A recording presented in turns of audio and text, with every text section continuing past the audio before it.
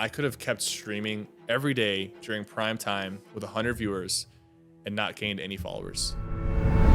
It's SypherPK! It was something new I could master. Let's go! Look at Sypher's face. You can tell he's feeling. It's not like you had any experience before. You didn't have a job. Have you had any help? Have you just learned as you went about how to structure these things, how to set yourself up in the way you've spoke about? Because listen, you have to have balance, but there are moments in every content creator's career where they have to drop the balance a little bit and kind of go all in. That was really when Fortnite came out. I want to be the best. My goal is to become A legend on Fortnite. Did you guys even see that? Did you even see me place the trap? That is the quickest trap you will ever see. You can't brute force your way into it. you have to think that way to be successful. I had to fight my parents to do this job. I took risks. I was made fun of by maybe classmates or my basketball coach. If I was ever slacking in basketball, he knew I had a YouTube channel. He would bring it up. I did not like what that did, especially for my mom. She was very sad about it. I went and I booked a hotel for a week.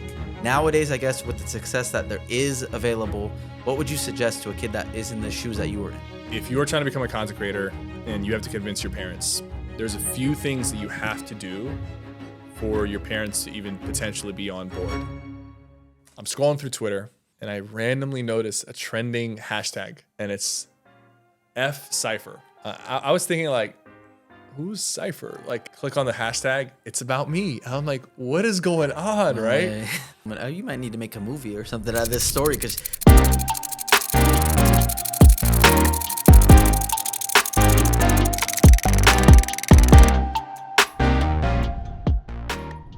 I just wanted to give you guys a heads up before the episode starts. We are officially on Spotify and Apple Music for all the people asking. You can check out the links in the description. And also for anybody that used to watch my gaming videos, I'm actually launching a gaming channel in the description. Check it out. All right, Sypher, thank you for having me. This is an honor. I'm not joking. I did not know we were gonna be doing this in your stream room.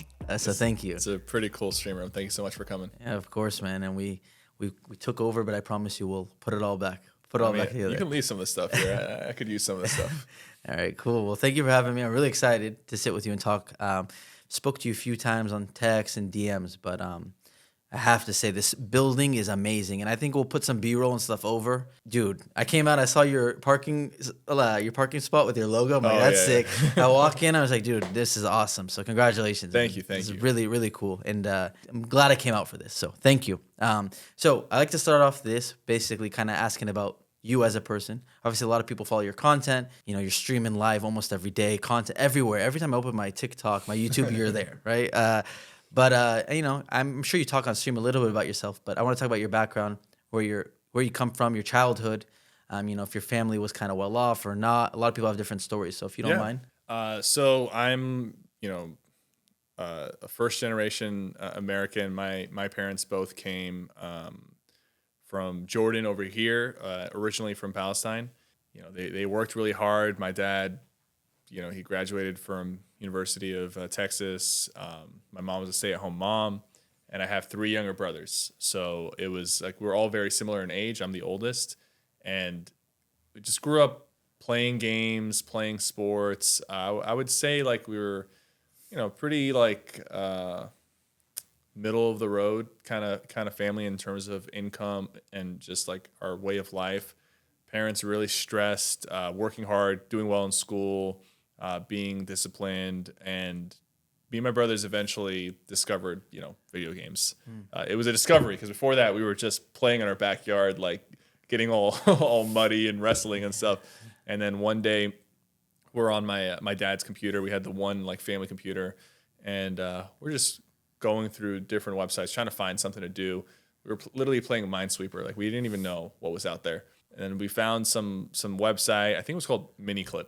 It's like, it's OG. Yeah. And eventually from there, like we found multiplayer games like RuneScape, and we were really, really into video games. And I was the oldest, so I really like spearheaded all of that for my brothers of trying to play video games, compete against each other, things like that. But it was all fun and games. My dad eventually got my first console, which was the PS2. And he realized we were really into playing on the computer, but he needed that computer for work, so he got us a console. to keep Yeah. us distracted, and started getting into the PlayStation and playing the single player titles. You know, the original Spider-Man, Duke Nukem, and a few other like just random games. But you know, that was my young childhood. You know, I went to school. I tried to get good grades so I can play more video games and things like that. Played a little bit of sports, a lot of basketball, but early on I was also playing soccer. You know, my family being Middle Eastern, my uncle literally played for the national Jordanian soccer team. So there was a little bit of that like soccer presence early on, but then we kind of shifted to basketball, especially as we started getting taller. Like me and my brothers were all like 6'3" plus. So Oh, we man. had to take advantage of the height. Yeah. We couldn't waste those genetics. That's But right. so yeah, early on it was like sports and video games. But then like once I discovered multiplayer online games, like once I discovered RuneScape, really, I started seeing, you know, videos on YouTube and people creating content. That was like my early introduction of content creation. It happened like early middle school. And honestly, like, you know, just I used to actually just watch the Call of Duty montages and stuff. That's where I got my introduction into FaZe. Really? And people like actually making content for a living. I forgot who it was, but somebody was talking about like their first paycheck from YouTube from FaZe, and that stuck with me. I was like, wait, you can do this for a living? Like, I'm playing video games for free. That's But yeah, that was my early childhood, like up until like my introduction to content creation. But I knew like early on that that's kind of something I wanted to do. Okay, cool. That's dope. I didn't know you used to watch COD montages like No, that. I was subbed to your channel, Oh, Rain, let's go. you know, Temper. Like I watched a lot of the early phase days. That's really cool. So That's awesome, man. I know one of the first times I spoke to you, you told me you're Palestinian because I'm Palestinian as well. It's really cool. I didn't know until you told me. But and right now you're the oldest of four boys. I'm the youngest of four boys. We got a little more similarities than I Yeah, thought. for But sure, I am for not sure. good at sports. That's the one thing. okay. But- Have you tried, or you just Brother, I'm a foot shorter than you. You know, I'm not too coordinated either. you got? I so- mean, if you're short, you got to be fast, right? So I don't know. Not fast, not fast, but you know, I've heard that you won the championship with the district championship in high school, right? Yeah, I mean, it wasn't all me. I'm not gonna like pretend like I was the all-star, but I was a role player, did my part well, played solid defense, got a lot of rebounds, and we ended up winning the district championship here in Austin for our school, and it was the first and last one. I was really into basketball. Like as soon as like I think I was in 6th or 7th grade, like I shot up to like 6 feet, but I was very uncoordinated because I went from like 5'4" to 6 feet in like a year. Yeah. Had a huge growth spurt. But at that moment, I was like, I got to play basketball. Like the height advantage is real, and I was really into it. What really like got me into it is at the time we were visiting family in San Antonio, and we were at a Costco or a Sam's Club, I don't remember, but Tim Duncan was there. Really? He was just shopping for groceries. Oh, We no were way. looking at him, like Yeah. trying to talk to him, and I saw like all the attention he was getting, and he was like 7'1". So I was like, whoa, like this guy's crazy tall. I'm like, look at it, everybody's looking at him. And so in that moment, I was like, I want to be a basketball player. I want to be in the NBA. Obviously, at some point, I was like, well, I'm a little bit better at making content. And, I ended up going against some NBA players. Really? Jarrett Allen. Really? Okay. He's on the Cavs net? now. Oh, Cats. Yeah, Cavs. he was on the Nets. He's Yeah. on the Cavs. He dunked on me in high school. Okay. And I realized in that moment that the basketball was not full time. Jared Allen dunked on it. That's what made you realize. So shout out Jared Allen. Yeah. If it wasn't for him, you know, you might have. He you might was have crazy chased in that- high school. Really? He's still extremely great in the NBA, but he was just bullying everybody in high school. So That's so funny. So you weren't actually trying to chase a professional career. no, I was at like up until junior year or senior year, I was always doing. So I started making videos right in middle school. YouTube videos. I started with RuneScape, and there was like a constant battle of like 3 different things: basketball, video content creation, and then school. Because I was trying to be a straight A student. I was trying to like get, you know, scholarships and whatever. I was also trying to potentially play college ball, but at the same time, I wanted to be a YouTube star. So it was like those are the 3 like main things. And I think what helped me eventually succeed in YouTube was that I was able to maintain those 3 things up until I graduated. It wasn't like I just dropped something like off the table. You know, like I still played all 4 years of basketball. We won the district championship.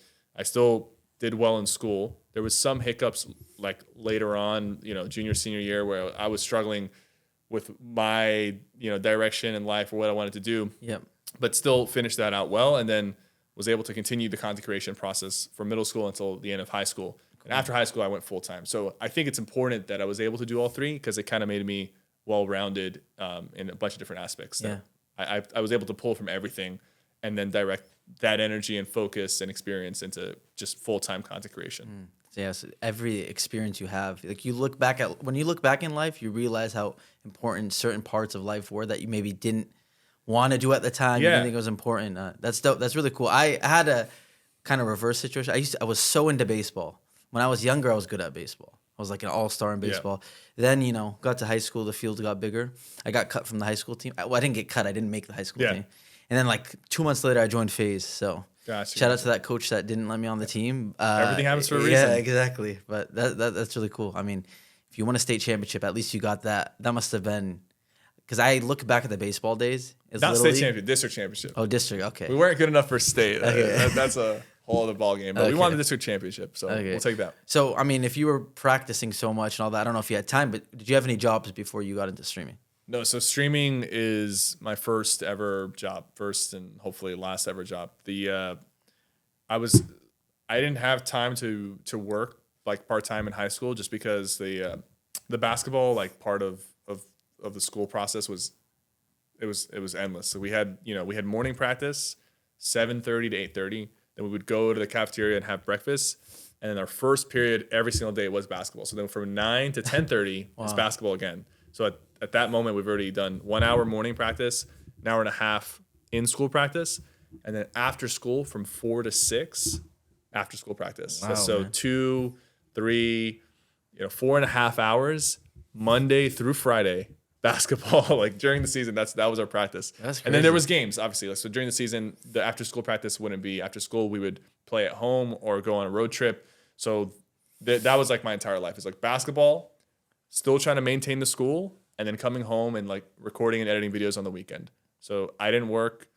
You can't ask me if 9 to 5 is easier or harder. I wanna ask no, you. I know that. I mean, I know that a 9 to 5 is harder. Yeah. I know that 9 to 5 is Yeah. harder. It is an interesting conversation. I think obviously some people's jobs, even within the 9 to 5, are harder than others, right? Yeah, like a hard labor job versus a simple office job. It's a huge range. Yeah. And I think when you're an entrepreneur, the hard part isn't the work or it's just the mental aspect. 100%, There's yeah. certain things that can affect your mental when you're working for yourself and when you're putting yourself online. And I think some people mismanage how they invite their audience community to themselves, and they make it harder than it needs to be. I think there are some streamers out there and content creators out there that have a much harder life and a much harder time creating content because of the energy and things that they invite intentionally or unintentionally into their life. And some people, like I like to think that I have a very good relationship with my audience and my content creation.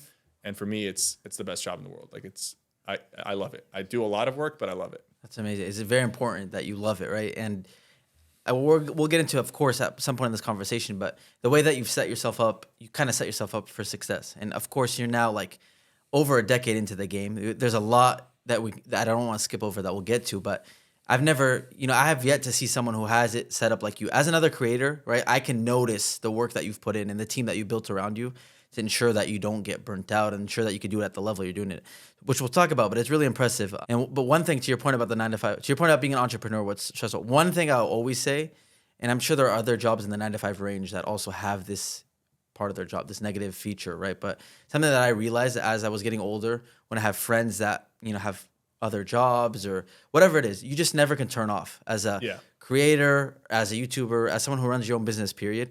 And that's something, again, there's so many pros, so many cons to both sides, but that's something I really envy when I meet someone that's in an industry where they just like, when you clock out, you're done. Yeah. Just like, it's so much to not be able to turn off. And that's No, just, I can't turn it off. Like, on my days off, I'm checking, the progress of videos that we're working on. I'm checking with the different teams on different stuff. And even if I wanted to turn it off, it's just there's too much passion there. There's too much passion, too much time and energy of my life invested to like not be thinking about it all the time. Yeah.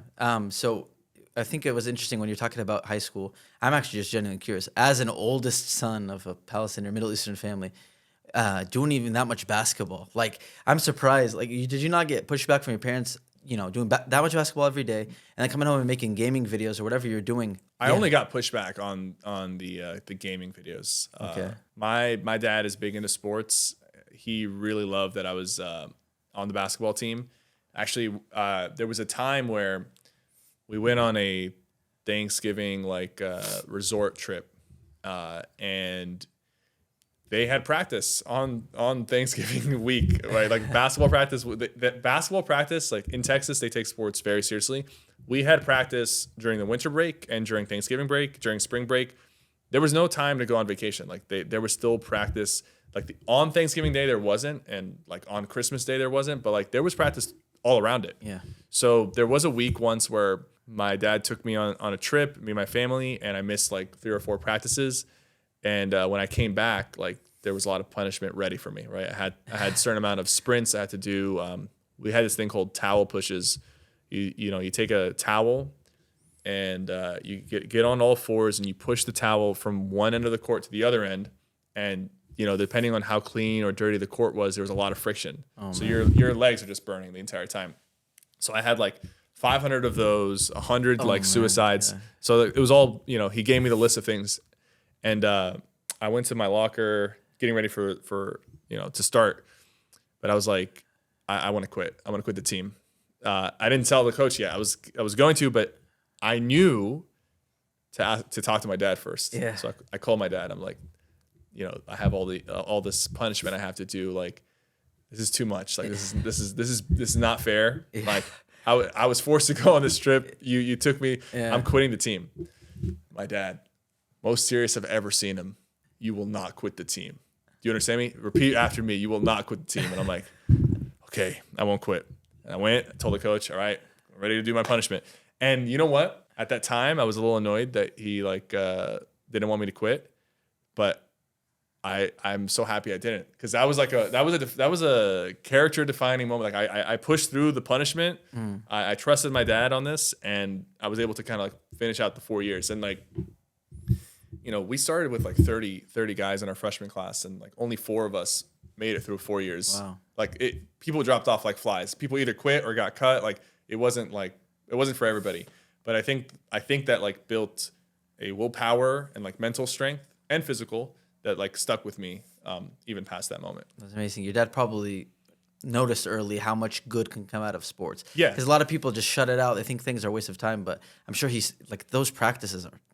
And now it makes sense how I see you in the gym and you're like, okay, because you had the practice. But yeah, I'm sure there's so much you could take from, if you really give it your all in a sport, there's probably so many life lessons that help you later, even if you don't go professional. 100%. Yeah. The team building, the character building, and then just the mental like strength that you can get out of like a tough sport, especially if you have like a good coach that's pushing you past your limits.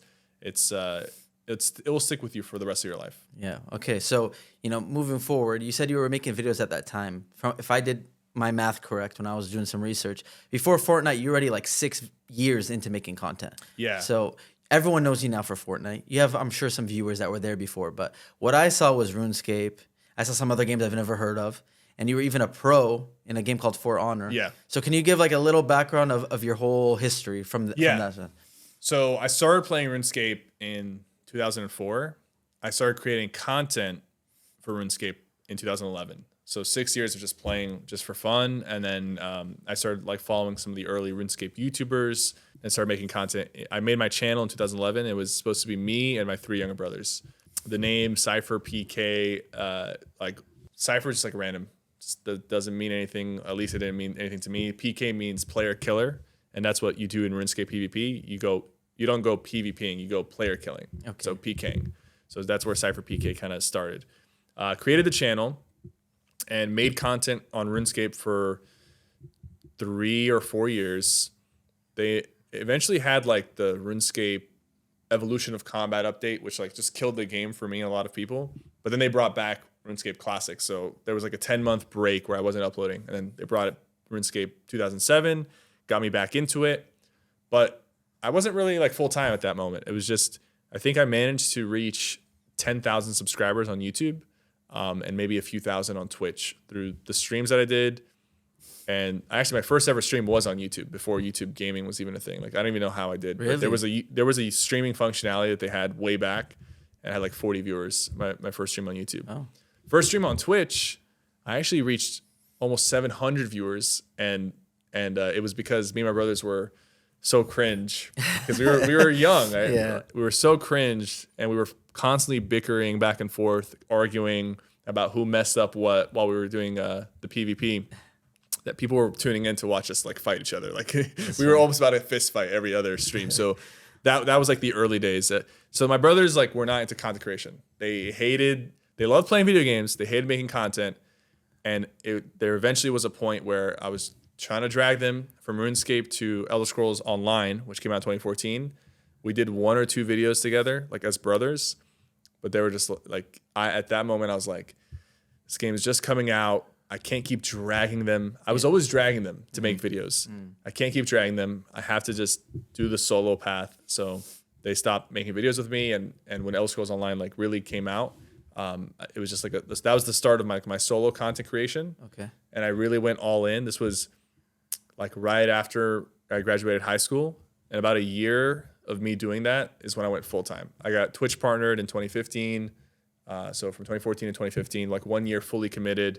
Interesting story about like the parents' side of things, because obviously parents are very traditional. Yeah. They wanted me to go to university, become a software engineer, all that good stuff. I did not want to do that. At least I didn't want to initially do that. I wanted to at least give myself a chance to go all in on content creation. And it wasn't like I had just started and I'm like ready to just go all in. I had 4 years of content creation, and leading up to graduating, like I had a few hundred viewers on Twitch. So I'm like, I'm pretty close to partnership. Back then, you needed 500 average viewers to be a Twitch partner. Okay. Now it's like 75. There was no raids back then. There was no Twitch Prime subs, and 500 average viewers was really hard. But I managed to cross that threshold. And my dad, me and him came to an agreement. Like if I could get partnered and be making full-time money, he'll let me skip 1 year of college to really just focus on that. I don't think he thought I was going to reach it, because when I reached it, he was like, this is just a phase. You need to go to college. Yeah. And I was forced to sign up to some classes, but I didn't actually go to the classes. I would drive to the campus and just like bring my laptop and just plan out videos and then go home. And I would like secretly drop the classes like one at a time. Wow. And I still have to pay for them, like out of pocket. Like you get some of your money back, but you still have to pay for the classes. And didn't tell my parents. So I actually did something even crazier than that. Like I don't know how much we want to go into it, but Please go. Yeah. yeah. So when it came to signing up for universities, I had no motivation to go sign up. I was like, no. I'll just do community college for 1 year and take it chill while I focus on content, or not even do community college and just focus on content for 1 year. And then if it doesn't work, then I'll go take some courses and then transfer to a big school.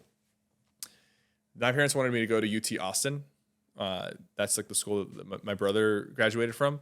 He's my younger brother, but at the time he was still in school. But they wanted me to go there, and I didn't want to go. And I knew that if I got accepted there, I was going to have to pay a lot more for the courses that I was going to eventually drop. Yeah. And I would have been losing. I was paying for it. Yeah. So I would have been like losing thousands or been in debt. So I faked a rejection email, Okay. sent it to myself, and told my mom, dad, like, I got this email. Like, and the thing is, like, it's not a super hard school to get into. I think like a certain percentage of your class gets automatically admitted.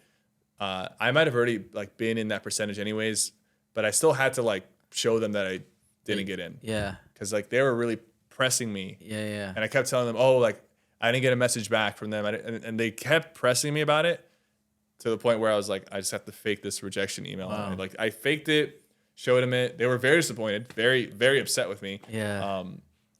But they thought it was real. So I was like, okay, I guess I have to go to community college. That's crazy. And I didn't even really go. I just like signed up for some courses, dropped them, and I was really just focusing on the content creation. I was really interesting because like even what you said about your dad didn't hold up the deal, I guess. Shout out to your dad, but Yeah, but I mean, I get it from, again, like you expect it because it doesn't make sense, especially at the time. Nowadays See, there's like a few things to unpack from this. Yeah. Nowadays, a lot of people want to do something similar that you did, or they want to just, they see people blow up overnight and they think I could do it. So they don't want to go to school. They don't want to do anything. So like a lot of parents have issues with that, which I understand now. Yeah. Because it's not as easy as people think, of course. And to your point, right, you're already 4 years in. I have a similar story. Before I moved to New York, I moved into a FaZe house, I was already years in. I already had some good money saved up. And like I had a conversation with my parents too, and I had an agreement with my parents as well that I'll take a year off and I'll come back, So like in my opinion, that is not a problem if you're young enough, if you have already some experience, some success that it's not completely blind. Yeah. If you come to an agreement with your parents, that's one thing. You had again, it's not necessarily, I'm sure, the route you wanted to go, but I'm sure you had a reason that you felt like you really had a good amount of success already. You felt like there was opportunity. I'm sure your parents now look back and laugh at that. Yeah. And now they push my brothers to get into content creation as well, and take it seriously and whatnot. There was a breaking point. So like after that moment, right, I got partnered and my dad was like, no, you still have to go to school. So now this would be like the second year of me signing up for classes and dropping them. And I was just not trying to do that because like I already wasted a few $1,000s on the first set of courses that I dropped, got some money back, but like I didn't want to do it again. And you're not probably making a lot of money at the time. Yeah, right? yeah. If you were, how much do you think you were making at the time? I was probably making $2,000 to $4,000 a month. Okay. From like content creation, closer to $2,000 in those first few months, like after I got partnered. That's probably why he's like, this is not sustainable. Yeah. Okay. He was worried that like it was a phase, like there was some momentum, but like it was gonna trickle down. It just wasn't enough. So at that point, I had a big fight with my dad, big argument about it. And I decided one day I'm just going to pack up all my computer equipment and my clothes. And I'm just going to throw it in my car and go get an apartment. And I just like without talking to them, just leaving. Yeah, just leave. Wow. Okay. I'm not gonna lie. I wish I didn't have to do that. I did not like what that did, especially for my mom. She was very sad about it. I went and I booked a hotel for a week. I booked a hotel for 2 days. I thought I could go get an apartment very quickly. Yeah. But every apartment I went to, they were like proof of income, and I'm like, PayPal statements. Look, Twitch and YouTube are paying me. Yeah. And they're like, that's not proof of income. Yeah. And so I was having a hard time finding an apartment. I did a stream from the hotel room like the next day, telling my viewers like what was going on. That day, like a lot of viewers, half of them were saying like, actually a lot of them were saying like you're doing the right thing, and then there were some of them saying like that, you should go back to your parents. At the time though, I was like these people are obviously going to tell me I'm doing the right thing because they want more of my content. They want me to go full time. Mm-hmm. There's like some blind faith that they have in me, but I had so much doubt. That was like the most amount of doubt I ever had. Is like, what am I doing? That's a big decision, yeah. Especially with family, like that. Probably setting a divide with your family doesn't, it was clearly very, you have a close family, right? Yeah. We're very close, and that was like a very big struggle for us and for myself. Mm-hmm. So eventually, I did find an apartment that was like able to accept my proof of income. I had to put a big security deposit, first and last, all that stuff. I was able to do that because when I streamed and I told the audience what was going on, a lot of them did donate $100, $200 here and there. And there was like a few grand saved up, and I used that for the security deposit. Now I had money saved up for a security deposit, but like they kind of covered it. Okay. Just made things a little bit easier. Wow. Then I got my apartment, and like a couple weeks later, I had dinner with my parents, and they were saying, "Listen, you're our son. You made this decision. We're not mad anymore. Like, just don't still come visit us. All this stuff. Like, and after that, it was normal. After that, they were still like, oh, you should go back to school. How's it going? Like, it was a couple years of me doing that between 2015 to 2017, like halfway through 2017, where it was like, I was full time. At that moment, when I was living in my apartment, I would say the revenue jumped up to probably like $4,000 to $7,000 a month. Okay. Streaming every day, uploading consistently, probably like 300 to 400 viewers, probably around like 500 subscribers. And this is like 500 solid subscribers, not Prime. There's no Prime, there's no gifted back then, right? So these are people who put their credit card info. And because of that, like that sub count was very constant. Yep. It wasn't like 1 month you have 100 subs, the next month you have 1,000. It wasn't like Yeah. nowadays streamers can like understand that with Prime, with Gifted, with all the promos that happen on streaming, your sub count, your paid sub count fluctuates tremendously. Yeah. Back then it was a lot more stable. So I had like 500 like consistent subs. So at that point the revenue was up to like 4 to 7K per month, depending on the month. But parents were still like, you know, you should go back to school, try to take a few courses so you can get your degree, like maybe in 5 years or whatever. But I kept pushing back, and this was me like playing RuneScape. And no, this is me playing Elder Scrolls Online. This is past RuneScape, and then I played a game called For Honor in 2016, 2017. I went pro in that game, but again, it was a small game. You know, I was a big streamer in that game, but it was a very small audience. Yeah. But then Fortnite, like 2017 September, like 2 weeks after Fortnite came out, Battle Royale, I played it, and I decided to like kind of really make the push to go full time. Okay. Not to go full time, to transition my audience into Fortnite. Okay. Which is obviously where the story. Yeah, we Goes kind crazy. of jumped. Yeah. We kind of jumped. So- I skipped me getting married as well because let's go back for a second. A year, like the year that I left, I met my wife Daniela, and she happened to be a viewer. Like she wasn't even like a fan of the stream. She just happened to know who I was. She tuned in that night that I was streaming from the hotel, and I was like very upset, very like, you know, talking to the chat. So she reached out saying like, if you need somebody to talk to, like I'm also in the process of moving out on my own. You know, if you need anybody to talk to, let's talk. So I took her up on that offer, and we were talking back and forth, and then we, you know, had a long distance relationship for a couple of years, and then, you know, even she's outside of my culture, so even bringing that to my parents was a challenge in itself. But at this point, like I was all about the challenge. So we eventually got married, moved in together, and this was right before Fortnite. So we got married like the week Fortnite came out. We got married. Wow. But I played it like the week after. And again, I guess dropping little hints for the future, but now she runs Oni Studios with you. Yes. And she's a part of the SypherPK business. Exactly. So, And you know, we'll go into detail about like all the things that we have going on, but yeah. I'm not like a superhuman. There's no way I'd be able to do all of this without having somebody spearheading the business side while I focus on the content and entertainment side. And that's what she does. It's a very interesting story so far. I'm really excited to keep going. So obviously the route you did with your parents, like your parents were pretty supportive, it seems like, with basketball and stuff like that. I think it was a lack of their understanding, and obviously they, you know, it's very new. There was no success at the time of anyone. Yeah, there was no proof of concept. Yeah, so clearly, like, it was hard for them as parents that love you to accept that. And you know, you mentioned that you don't necessarily, it wasn't the best case scenario, it wasn't the way you wanted to go about it. But like I said too, there's a lot of people that are interested in the same thing. They maybe have similar conversations with their parents. Like nowadays, I guess with the success that there is available, what would you suggest to a kid that is in the shoes that you were in? So this is a perfect question for me to answer. There's a few things, right?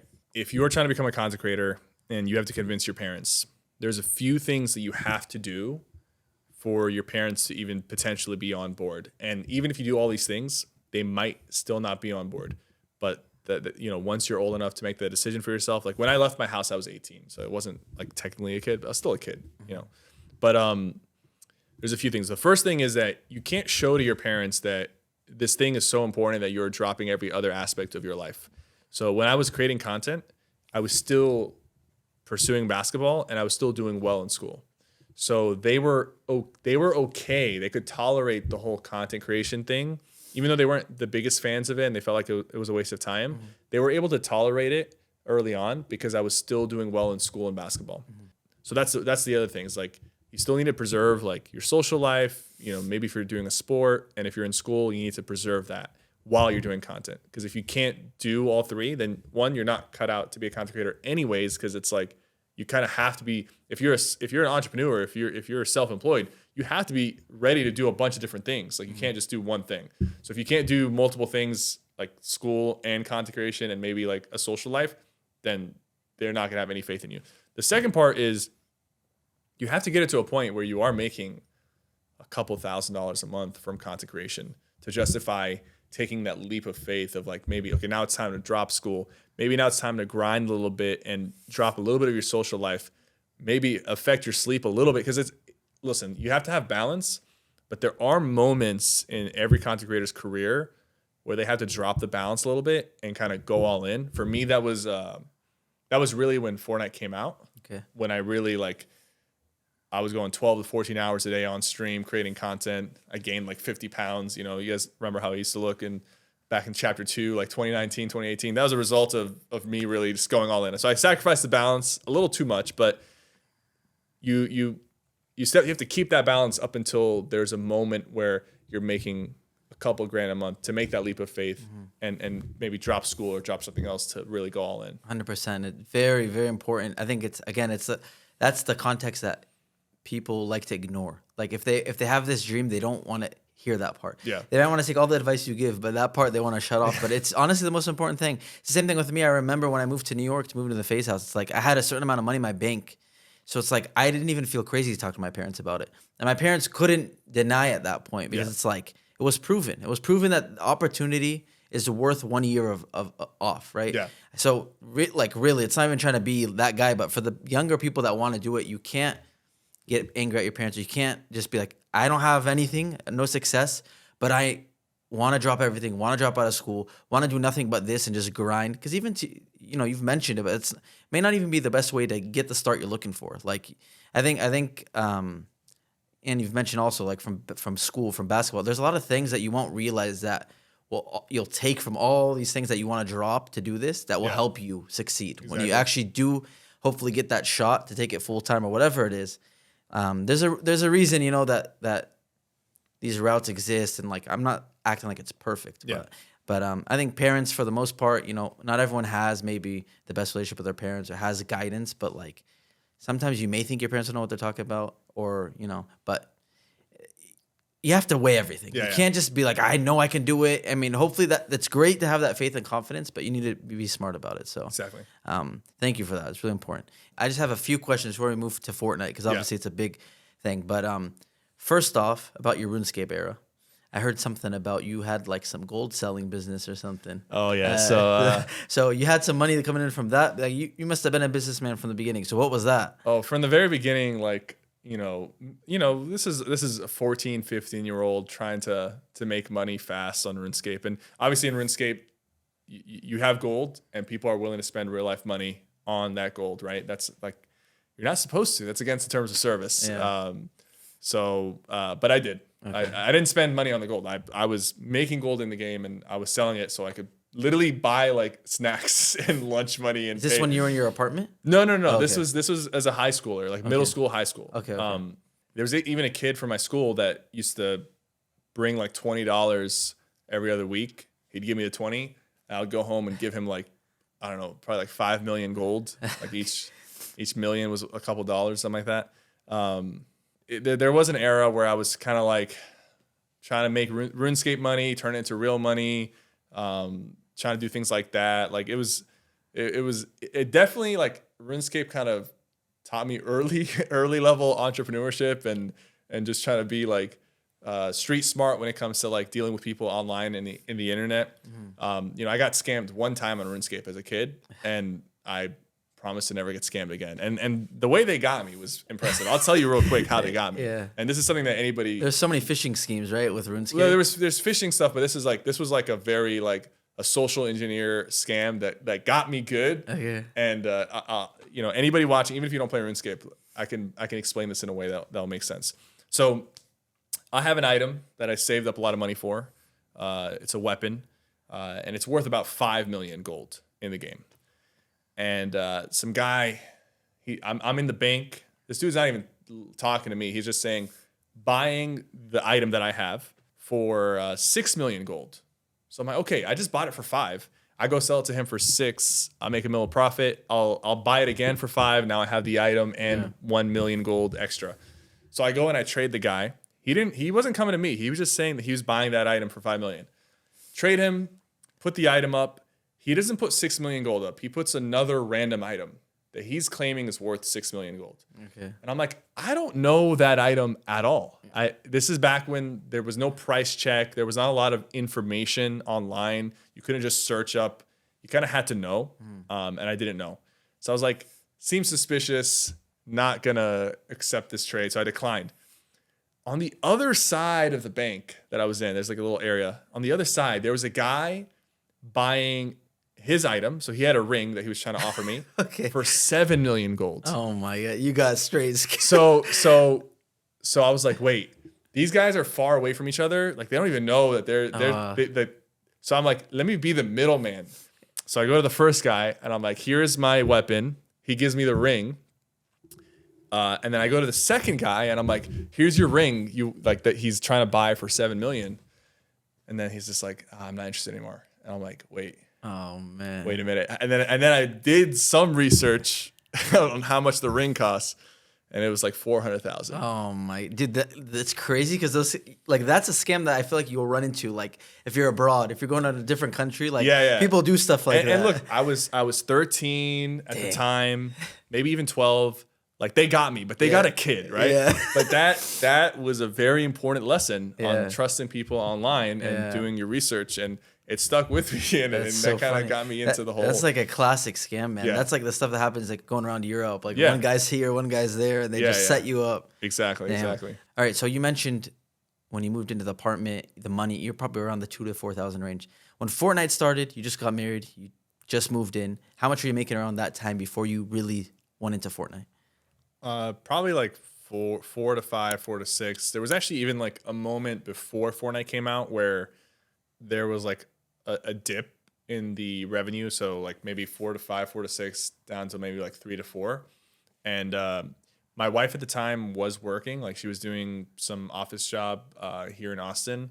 So both of us combined, like we were okay. But there was like in the back of my mind, I was thinking like about the sustainability. Like, you know, I can't be doing this forever. Like I'm thinking like, what am I doing when I'm 40? Am I still playing like Elder Scrolls Online or For Honor? And is there even an audience for that at that moment? And what happens if like the audience for those games, for these small games, do disappear? Like what's next? So there was like a dip in viewership leading into Fortnite's launch. Okay. And I think that like pushed me to be like, listen, when I played Fortnite, right? I played it for the first time. Wasn't sure if I liked it, but like there was some potential there. Like I'm like, this is a new kind of game. I had tried battle royales before. I tried PUBG, tried H1Z1. Didn't really get into those games that much.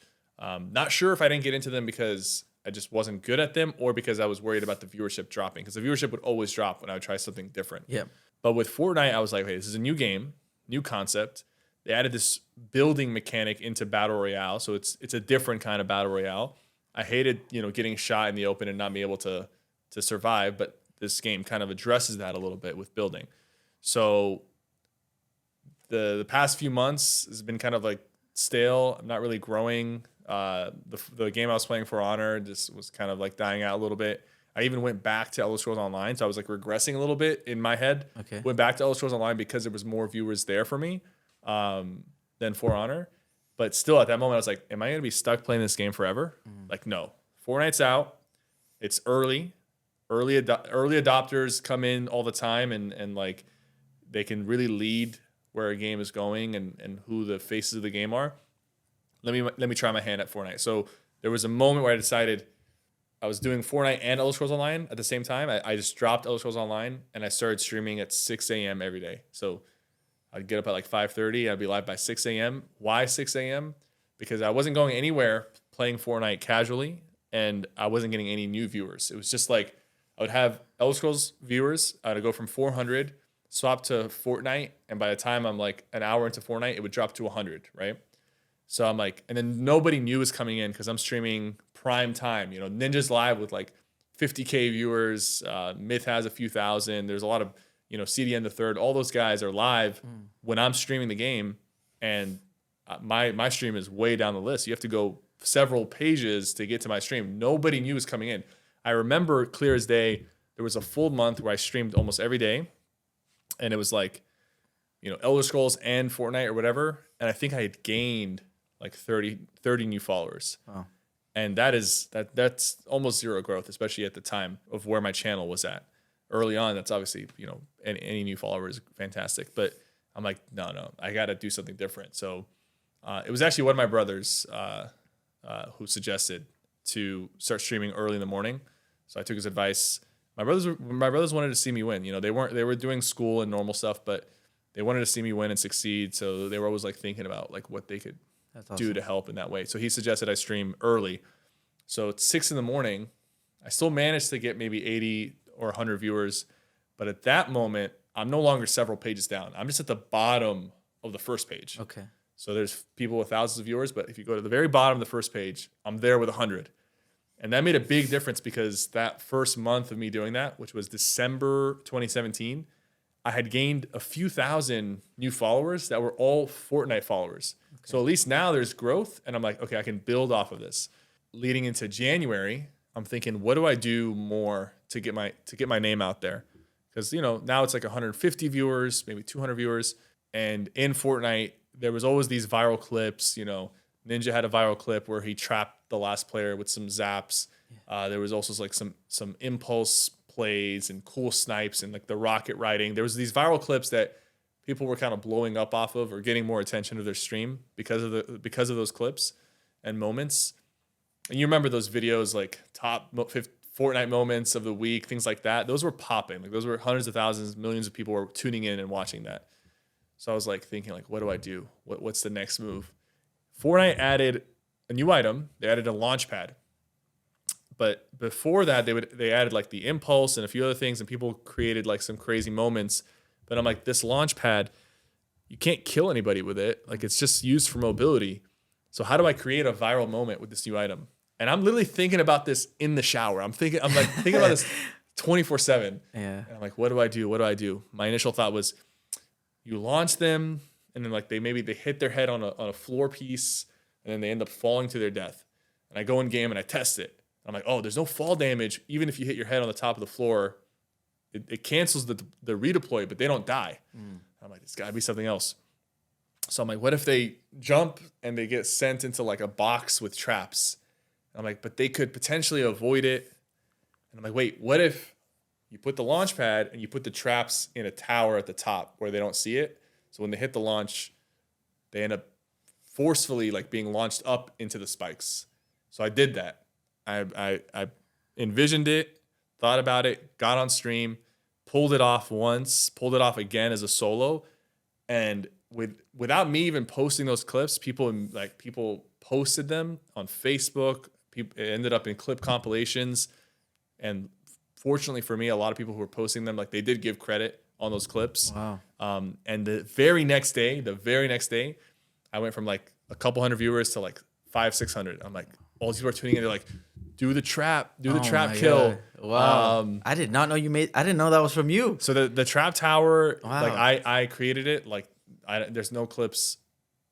I haven't even seen a single clip of anybody doing the trap tower even after I created it. But like there was no clips of people doing it before. And I did it like that first week that they added the launch pad. Wow. So it was my original creation. It went viral, and it helped me really boost myself in the Fortnite directory. A few hundred new average viewers, and I was able to kind of keep that momentum going into like 1,000 average viewers. Man, there's just so much there. There's so many lessons out of that. Like even that move, I'm just thinking from your perspective, you just got married. So there's like extra stress. Like you got to provide now for someone else.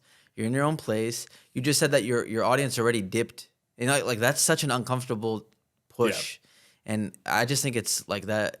It just shows you had a lot of confidence in yourself and you kept going until something worked. Yeah. Which is like, it's very, very like impressive. Even that, like you realize I need something, right? It's just smart to look around what's working. You see clips are going viral. Like it's just like a good lesson in like, you cannot keep doing the same thing, being complacent and just like expect that you deserve the viewership. Exactly. Like that, it's really cool to see how like, the thought process from you. Like you were very calculated and you're thinking, what else can I do? And you're waking up at 6 a.m. Like you're changing, you're changing everything until something's stuck.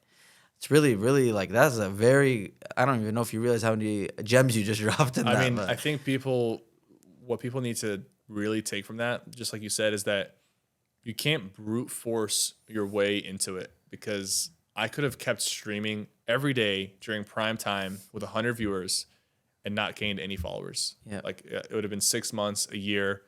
The prime of Fortnite is like passing by and I'm still like nowhere to be seen. I had to make those changes, and I had to be very thoughtful about it and strategic. And that doesn't always show. People think it's a spur of the moment. Like, no, like there was some strategy involved. Sure, you do have to put in hours, and sometimes you are just, hammering a brick wall until it falls over. But like, you have to have the hammer in your hand. If you're just punching it, you're just gonna you're gonna injure your hand. You're not. You have to have the tool and the strategy to break through it. And then just to add like a little bit more context with the trap tower in specific, in case we don't talk about it later on, it eventually became a toy that they created the trap tower and they were selling it in Walmart and Target across the world. Wow. And it's literally built in the exact way that I built it. That's so crazy. Wait, I didn't Fortnite made it? Yeah, Fortnite made it. Wow, that's crazy. I didn't make any money off it. Obviously, it's not my IP, so like they're free to do that. I thought it was very cool. And then when I got my Fortnite icon skin and I had my tournament for my skin, they were able to add an exotic item called the SypherPK Trap Tower, and it was like a throwable.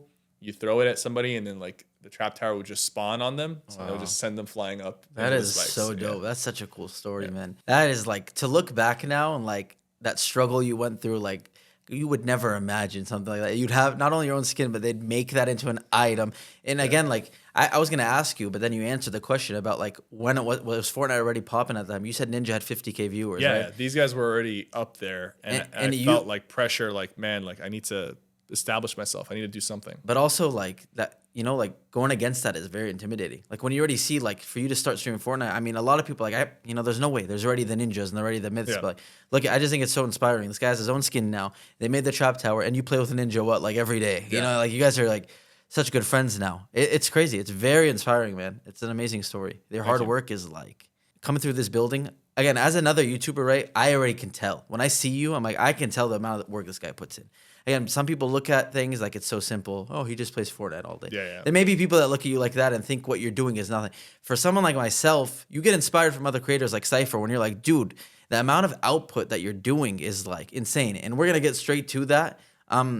Clearly, everything changed after that moment. And I'm sure you just never stopped, right? Yeah. That's another thing. I always, I don't think I have anything special. When I joined FaZe, I wasn't the best trick shotter at all, right? I wasn't the best creator maybe at all.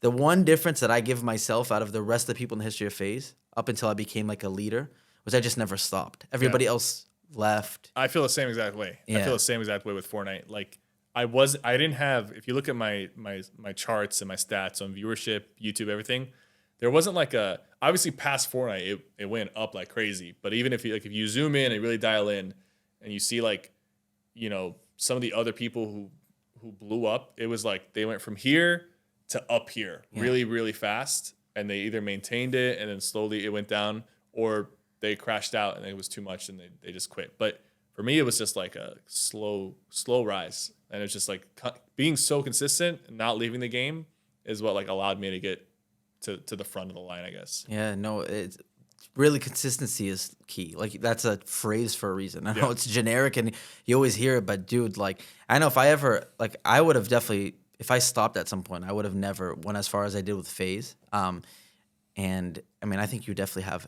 skill. You're very good at Fortnite also. Like, and you're obviously very entertaining. But again, you would have never probably honed in on your skills and reached the place you did if you did stop. So that's a really cool story, very inspiring. And obviously, the rest is history with Fortnite. Everything went crazy since then.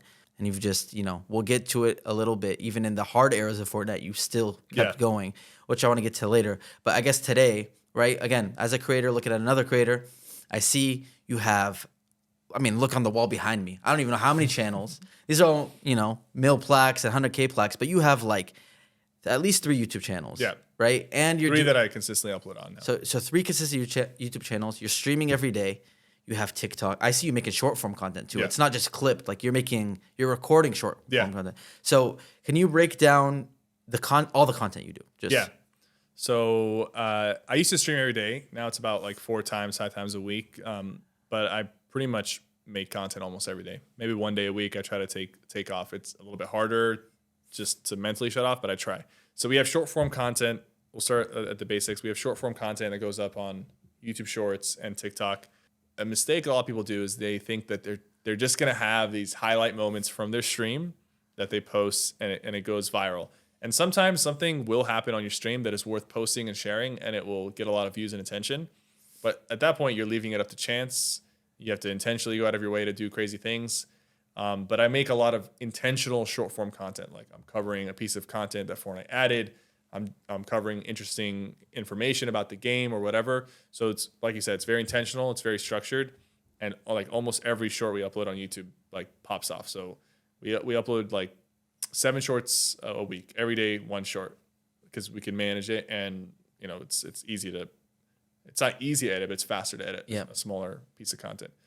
TikTok as well, daily posts, sometimes a couple times. It's usually the shorts or moments from the stream, whatever. It's a mix of both. Yeah, and there is some like differences between the people who watch YouTube Shorts and TikTok. There's some crossover, but there's also some differences. So we are a little bit intentional with that, and some things will only go on TikTok, and some things will only go on YouTube Shorts. Okay. It's too complicated to break down, but there are differences if people are wondering. But I just want to highlight real quick though, something like a lot of viewers may not even think you think of these things, right? So that's something that I think is so interesting, right?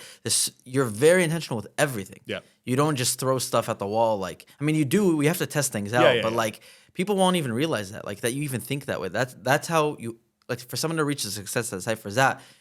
And with the consistency you're at, you have to know these little things. Yeah. You have to know your audience, what works, what doesn't work. And like you said, every platform is different. You can make some sort of content on TikTok that can be completely different from YouTube. So that's short form. Yeah. Obviously, then you have streaming and long form. Yeah, so streaming 5 times a week, usually 5 to 8 hours per stream. It used to be a lot longer. Early days of Fortnite, like I said, 12 to 14 hours almost every day. And then past that, it was still like 8 hours every day. I found there's a few things, right? Streaming really takes a toll. Like that's the hardest thing because you're constantly on, and you're constantly live. You're constantly interacting. Whereas YouTube content, you can lock in, create a video in an hour or 2 or whatever, and then that piece of content lives on forever. So streaming was like the most difficult part of this whole process compared to creating content or doing sponsorships or whatever. So I slowly started to like shrink that down to give room for the other sides of the business to grow and flourish. And I kind of had to. But it's also the most fulfilling part because you do interact with a live audience and you build that connection with your audience. And it's very raw. It's very authentic. So there's a part of it that I will always love. And I think it's still my favorite part of everything from content creation is streaming because it's just like you can't fake it, right? Yeah. It's all real. Then past streaming, there is the long form content.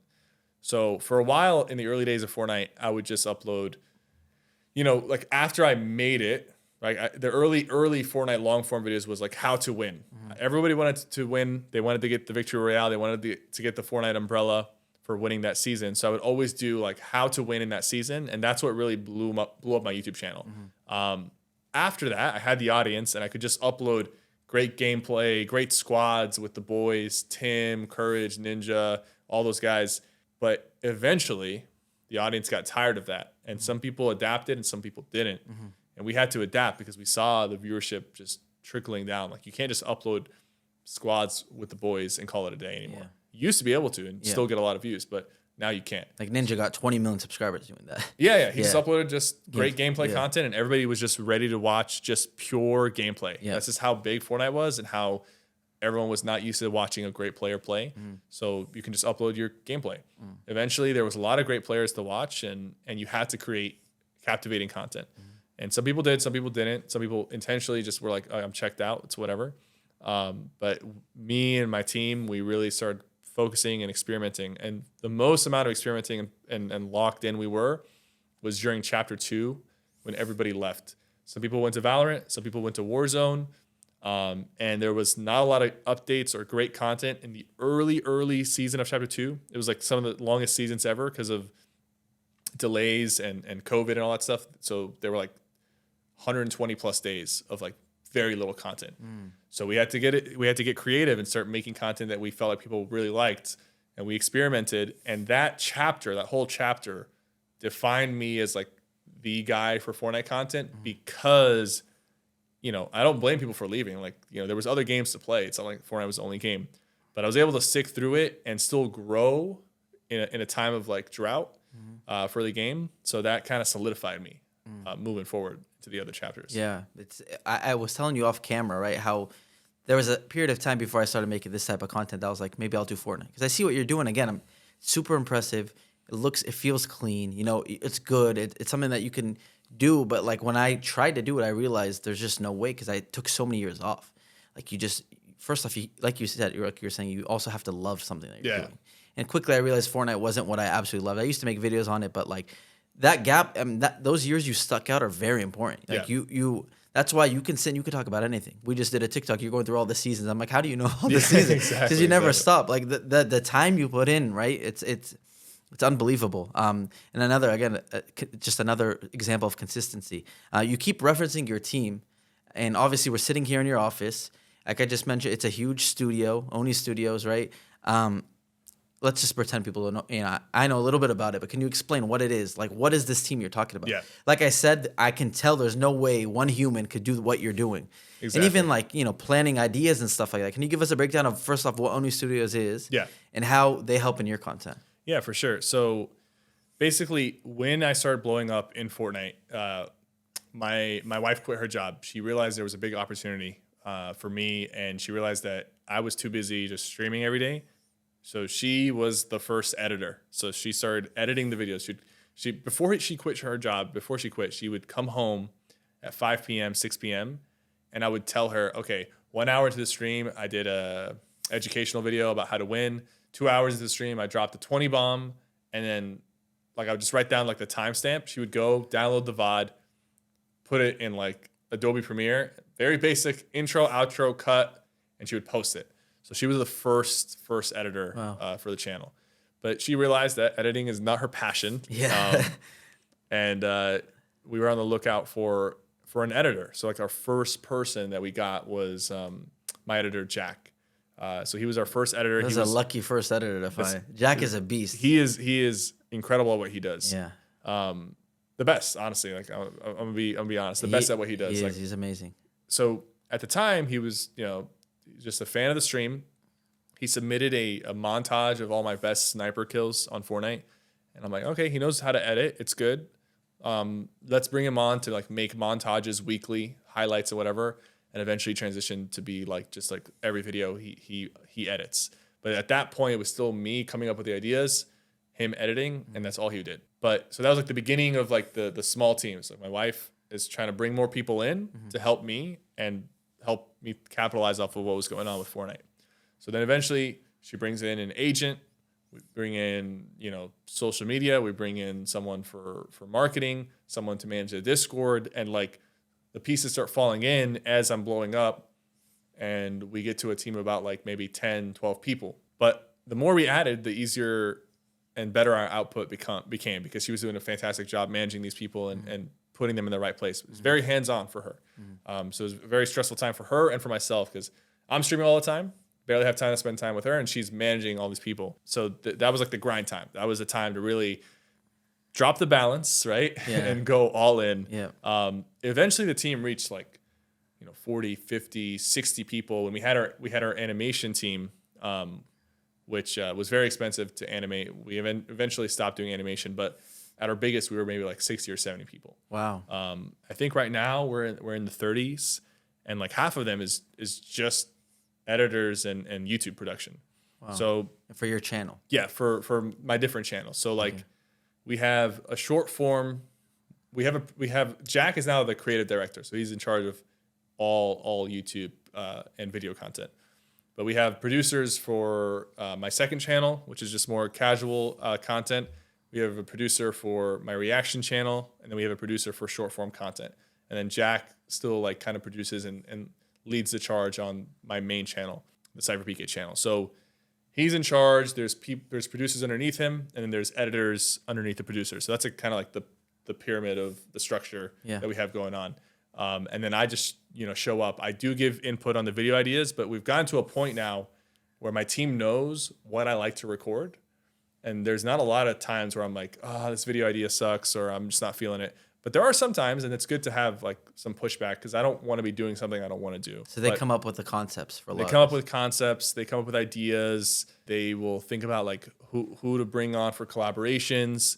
And I'm able to just kind of lock in and focus on being entertaining. And I think that makes it fun because it allows me to be like the best version of myself and not have to worry about some of the smaller details. Yeah, but that of course took a lot of training, right? Like, yeah. Directly, indirectly, like you telling them this isn't good. Like it took a long time to get there. Again, we're talking about like the final product, but Exactly. It took a long time there was a moment where it was like Jack became better than me at coming up with the video ideas. Must have been the best feeling ever. Yeah, I it was can't a great imagine. it was Yeah. a great transition because Yeah. before it was like I had to come up with every idea. So there was that pressure of like coming up with a video idea and then executing it, and he was editing.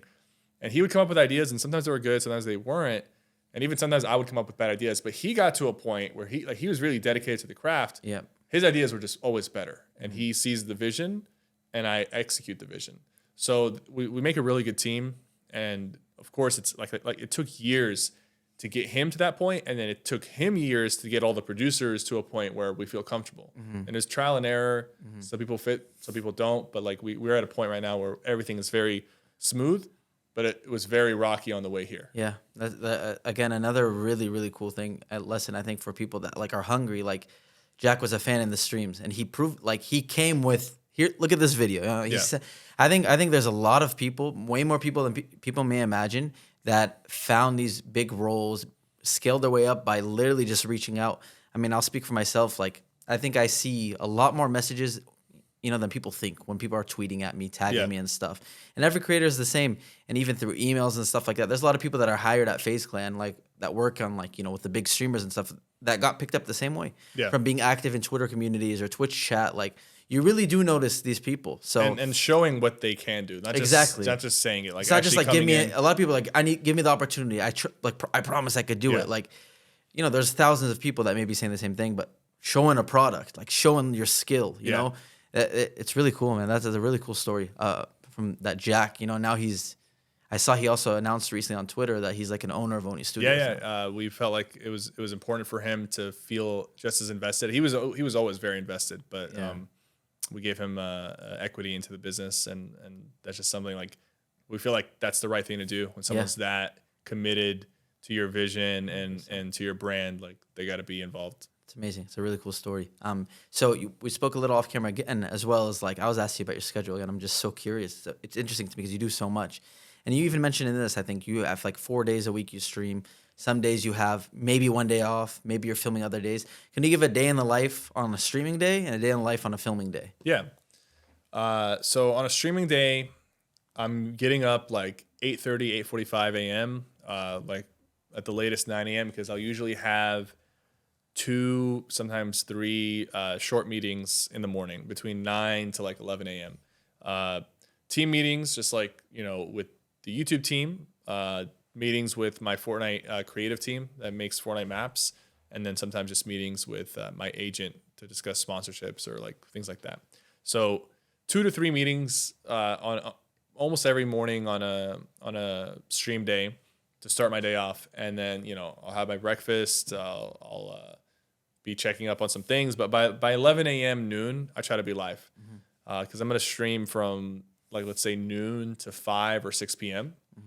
And on stream, I'm usually trying to get one like main channel recording complete, and maybe like a more. So I have SypherPK, which is all like the highly produced, good quality content, and then I have more SypherPK, which is more. It's not like low quality, but it's like more chill, less highly produced, lower risk. But it's for people who just still want to. Maybe they miss a stream and they want to catch a cool moment or something like that.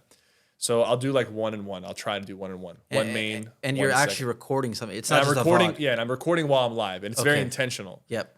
That's something that I learned to do during my Elder Scrolls Online 2015 era, and I think it's a very important skill set. Yep. It can be awkward when you're live in front of an audience and you're just like, "Hey, what's up, guys? It's Sypher. Today we're gonna be checking out this and that."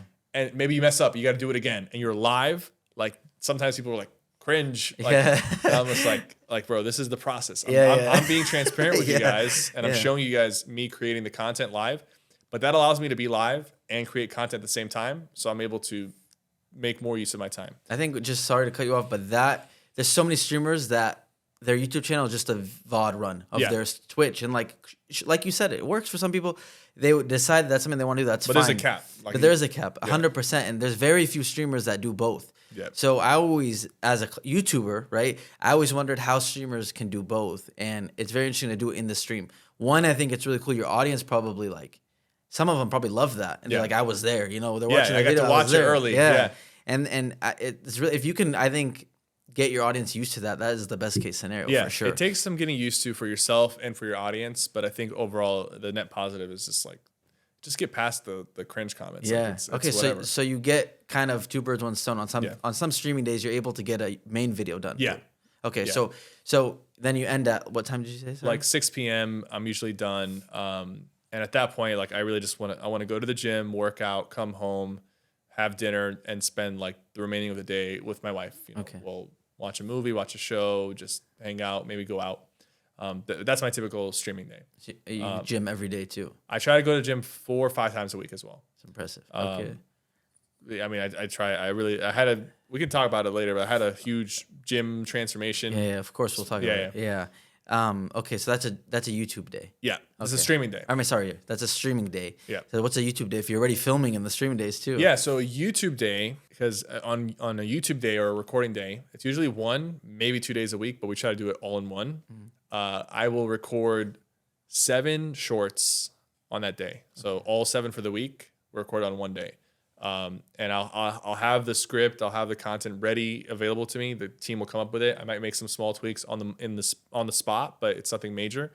And then I'll record 3 or 4, usually 4 reaction videos, and then 2 to 3 more SypherPK videos, because the more SypherPK content sometimes comes from stream, but sometimes we do intentionally record it off stream. Okay. So that's like 6, 7 videos between the two secondary channels, and 7 shorts / TikToks in the recording day. And that's on a full day. That's usually like 3 hours, maybe 4 hours max. If I'm being very efficient, 3 hours. Okay. And that gets, first of all, to get to that point, it was a lot of structuring and planning ahead that the team had to do, and that we really, really locked in on. Because before that, I was trying to do reaction content on stream. I was trying to do shorts on stream. And what I realized is there is a moment where you're kind of losing the live audience a little bit when you're doing too much planned content. You still need that spontaneous, like we're just live and we're just playing and having a good time. Not everything has to be a very curated piece of content. And there was a moment where I was doing too much of that on stream, and I felt like the audience wasn't on board. And there was a part of the audience that was like, it's a little too much. Like, we just want to see you be you. Just play. Or I'm like 5-6 hours into playing Fortnite, and I'm like, I have to do a reaction video before I end my stream. And I'm just like worn out. I give a poor reaction, you know, whatever.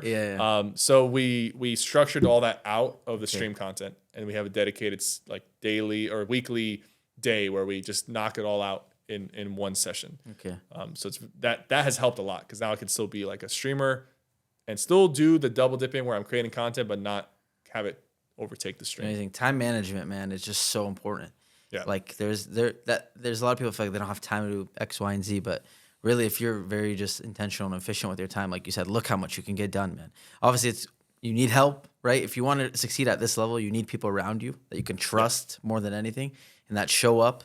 But also managing your time, man. So many of us, I know I'm guilty of it a lot, where you just waste time scrolling on TikTok or whatever it is, whether it's consuming Sypher content or other stuff, right? But like, there's so much time in the day that we may waste. So it's just like, just imagine how much can change if you use your time a little better. It's really cool, man. It's really cool to hear the structure and the breakdown. It's amazing that you've built that. Like I said, I spoke to Oni at some point, and you know, I know that I don't actually know. I'm going to ask you, right? I know that the concept of Oni was to have other creators as well. You probably do. And you also even signed someone that was like an Oni creator, right? That was here in the office and stuff. So what else does Oni do outside of your content? So outside of my content, we do help some other creators on like case-by-case basis, depending on what they need. It's still like that part of the business is still like very small. Like we have a couple creators like that are like low-key signed. Like we help them with their shorts or their long-form content, but it's very back-end. Like it's not like they're a signed creator. Okay. We did have 2 like creators that we signed, kind of like 2 Oni studios, which is like less of a traditional esports signing, but more of like we're the content team that is going to produce and like, you know, nurture this creator. We ended up stopping that program, not because it wasn't working. It was just, you know, obviously when you're trying to build up a creator, it's going to take years. And we knew it wasn't going to be like a quick thing. But at a certain point, we kind of like restructured our business a little bit. And we really needed to lock in on what was working and what wasn't. And this was the time where a lot of esports teams were going under. Some people were filing bankruptcy, and we were always good. Like we're always in the green because we create content. Like we're not buying, you know, $1 million spots in COD League or Overwatch League. We weren't doing that. So we were always in the green, but we realized that, you know, the gaming industry and esports industry was a little shaky at that moment. So we needed to lock in a little bit on things that are working. We still do help creators on a case by case on certain projects, certain channels, and it's very back end stuff.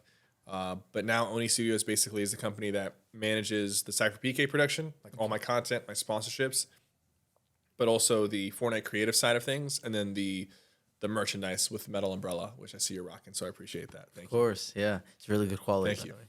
So okay, I'd love to get into like kind of finances now. Because there's so much. You've just talked about so much. Yeah. And I guess even just starting, I'm just curious, right? When it's your company and they're all your channels, Yeah. so you must split revenue somehow with Oni, right? How is that something that you can share? Like how you kind of, right? You have your YouTube, you have your streaming, you have your brand deals, Yeah. you have the Fortnite maps. I want to talk about each thing individually. Yeah. But I'm just curious, do you share that revenue with Oni Studios, or how do you go about like, you know, taking the income and so yeah, I guess from a technical perspective, SypherPK is a client of Oni, right? Okay. Like it's like I'm the biggest client, right, Yep. of Oni, but I'm also the SypherPK Owner, yeah. and the owner of Oni Studios. Yeah. So in a sense, yeah, there is a cost that SypherPK takes on to get the services of Oni Studios, right? And that's just like how it's structured. Because like if you bring anybody else in, they're not the owner of Oni. Let's say another big creator wants Oni to be their content creator like machine. The idea is that they would come in and there would be a split of revenue, you know, depending on like what we're doing and how much we're doing for them. So that's kind of like how we like initially structured it with myself so that it can apply to future people. Yep. Because when you have a business, right, like you need to have the structure in place, even if it doesn't make sense. Like I'm the owner of Oni and I'm the owner of Sypher. Why does it matter where the money is going? Yeah, it kind of does. For tax reasons and for structure reasons, it kind of does matter. Yeah. But yeah, hopefully that answers. Yeah, no, for sure. So there's a few different streams, right? You got YouTube, Twitch, Creator Code. Yeah, so I would say YouTube ad revenue. Is that the bulk of where everything comes from? I would say YouTube ad revenue is like the biggest thing. Yeah, it's the biggest. Okay. We're just massive on YouTube. Like if you look at the numbers, last month we had our biggest month on the main channel, 320 million views. Wow, that's across long form. And short form. Okay. And we do upload a lot of shorts, but we do also have a lot of videos that we actually this whole year I think we might have had one, maybe two videos that got under 1 million views. So on our long form, we upload 3 to 4 a week. If you don't mind sharing, what is something like that? What's a paycheck like that from YouTube? 300 million views. Obviously, short form pays a little less than long form. Yeah. But So I will say we've had a lot of big months like that across our channels. Like I would say like, you know, across our 3 channels, there's been a good amount of months where the revenue from just like YouTube ad revenue is like over $1 million. okay. As a company with everything with Twitch, so just to break down like the different revenue streams, we have YouTube AdSense, you know, ad revenue. We have Twitch live streaming. I now also live stream on YouTube and Twitch. So let's just say the live streaming is just across the board, or live stream on Twitch, YouTube, and TikTok. I triple stream, right? That's been a big game changer for me, by the way, because I have literally quadrupled my live audience as a result. You know, YouTube, even my YouTube audience is the biggest audience, and I wasn't able to stream on YouTube because I was under a exclusive contract with Twitch. Wow. Okay. That it's very interesting because a lot of streamers are doing this multi-streaming. Yeah. I think historically streamers were scared that it will take away from their viewership. But you're saying you're quadrupled from streaming. Yeah. So like let's say like my average viewers on Twitch is anywhere from like 3 to 6K. On YouTube it's like 6 to 10. And then TikTok has the most variance, but it'll usually be around like 1, sometimes up to 5. So and my Twitch audience has not shifted. It's just like now I'm bringing in the YouTube audience and the TikTok audience into the live stream. It's really cool. Not every streamer can multi-stream because it depends on the kind of content you do. Okay. People are usually tuned in. They're watching me play Fortnite. They're watching me create content on Fortnite. They're watching me play with other Fortnite creators. So it's a spectacle. They can, Yeah. there is some interaction. Yeah. There's always interaction, but some streamers are a lot more hands-on with their community. They're going back and forth. If they're doing just chatting, like the chat experience needs to be unified. Yeah, yeah. So it's Makes harder sense. for them to multi-stream effectively. Makes sense. Whereas okay. like if you're like a gaming content creator, I think it's a little bit easier.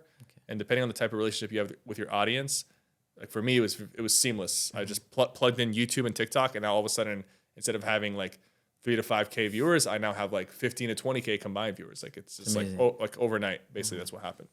So Twitch So- is the second biggest revenue stream, you think? Or sorry, streaming, not just Twitch. You just mentioned, but Yeah, I guess no. I would say the second biggest is sponsorships. So that's the thing. That's one of the benefits for Oni Studios. I like in 2022. I think we announced that like I did like 54 unique sponsorships, unique brands, and we're not talking like small brands. We're talking like Nike. Partnerships with Fortnite, Lego. Like it's all big name brands that like I'm proud to work with. So we did 54 sponsorships, and the reason I'm able to do that as a content creator and not feel like it's overwhelming or taking over too much is my team handles like almost everything up until the finish line. Okay. They handle my agent handles the negotiation, obviously, but then just the concept planning, how to execute, most effective day. My team will make the graphic panel and everything, and really work with the sponsor to make it as seamless as possible. So I'm able to do that many sponsorships in a given year, and I feel like I do the most sponsors. Maybe not in terms of just like pure revenue from each sponsor. There's bigger streamers that might get like a bigger deal, and of course the gambling sponsors are way more lucrative.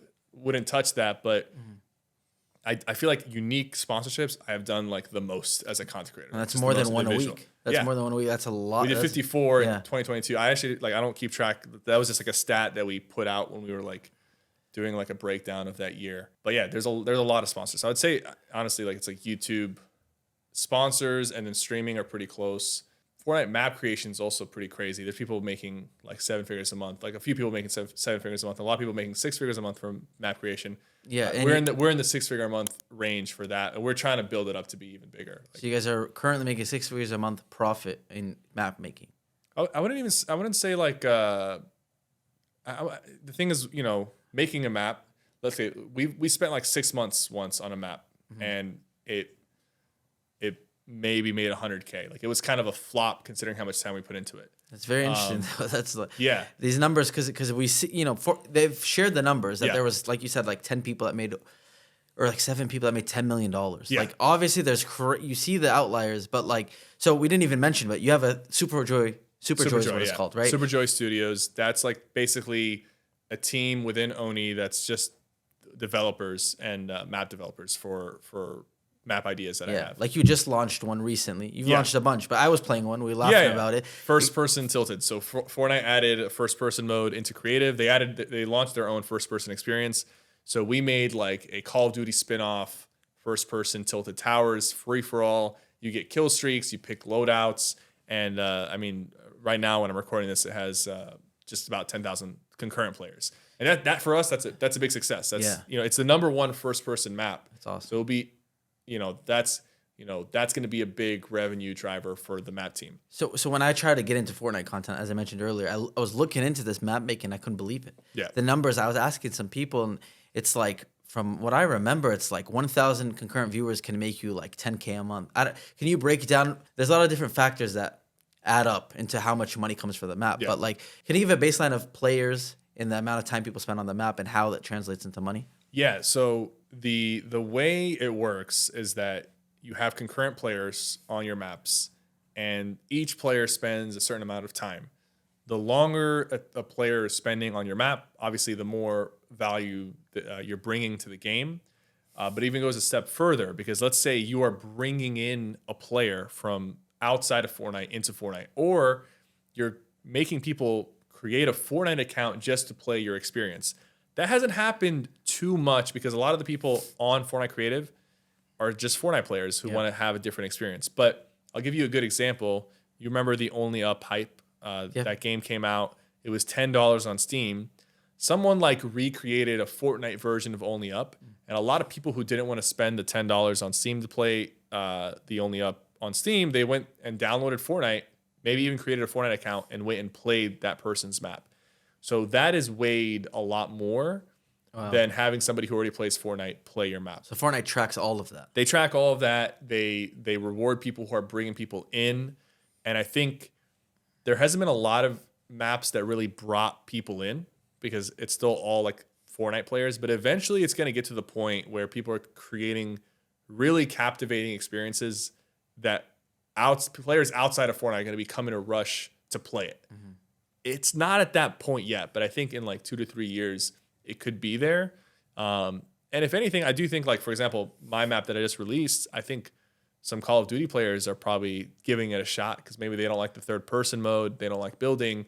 My map is first person and it's not building. So maybe I'm bringing people in. I can see that eventually, like on my dashboard, I'll see how many new players signed up and played my map. But yeah, like 1,000 concurrent players, like it really can range from like $10,000 to $50,000 a month, depending on how long they're playing. Are they new? Are they returning? And how engaged are they with your map? Like, there's a lot of variables, but it's very lucrative. I think eventually it's going to spread out more. Like right now, there's like 7 people at the top, 8 people that do make like 7 figures a month from it. Mm-hmm. But I think as more developers come in, they'll probably end up adding like more monetization tools, like in-game purchases or whatever, to allow people to like, set themselves up for success in the space. Because right now it is like up and down. Like there's a lot of trends that happen. Yeah. There's a lot of up and downs. It's a little bit harder to crack into the space. And even like myself, I have a big YouTube channel for Fortnite.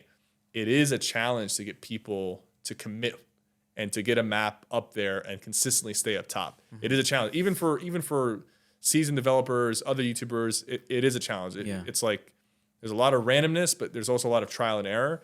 But I'm very passionate about it because it reminds me of the early YouTube days where I was experimenting with different ideas and video concepts. Mm-hmm. And I was very bad at making videos when I first. Everyone's very bad when they first start. Yeah. So it kind of reminds me now. I'm making some of those same like trial and errors where it's like, okay, I come up with an idea, like this sounds cool in my head, but maybe there's too much bias I'm putting into it because it's my idea.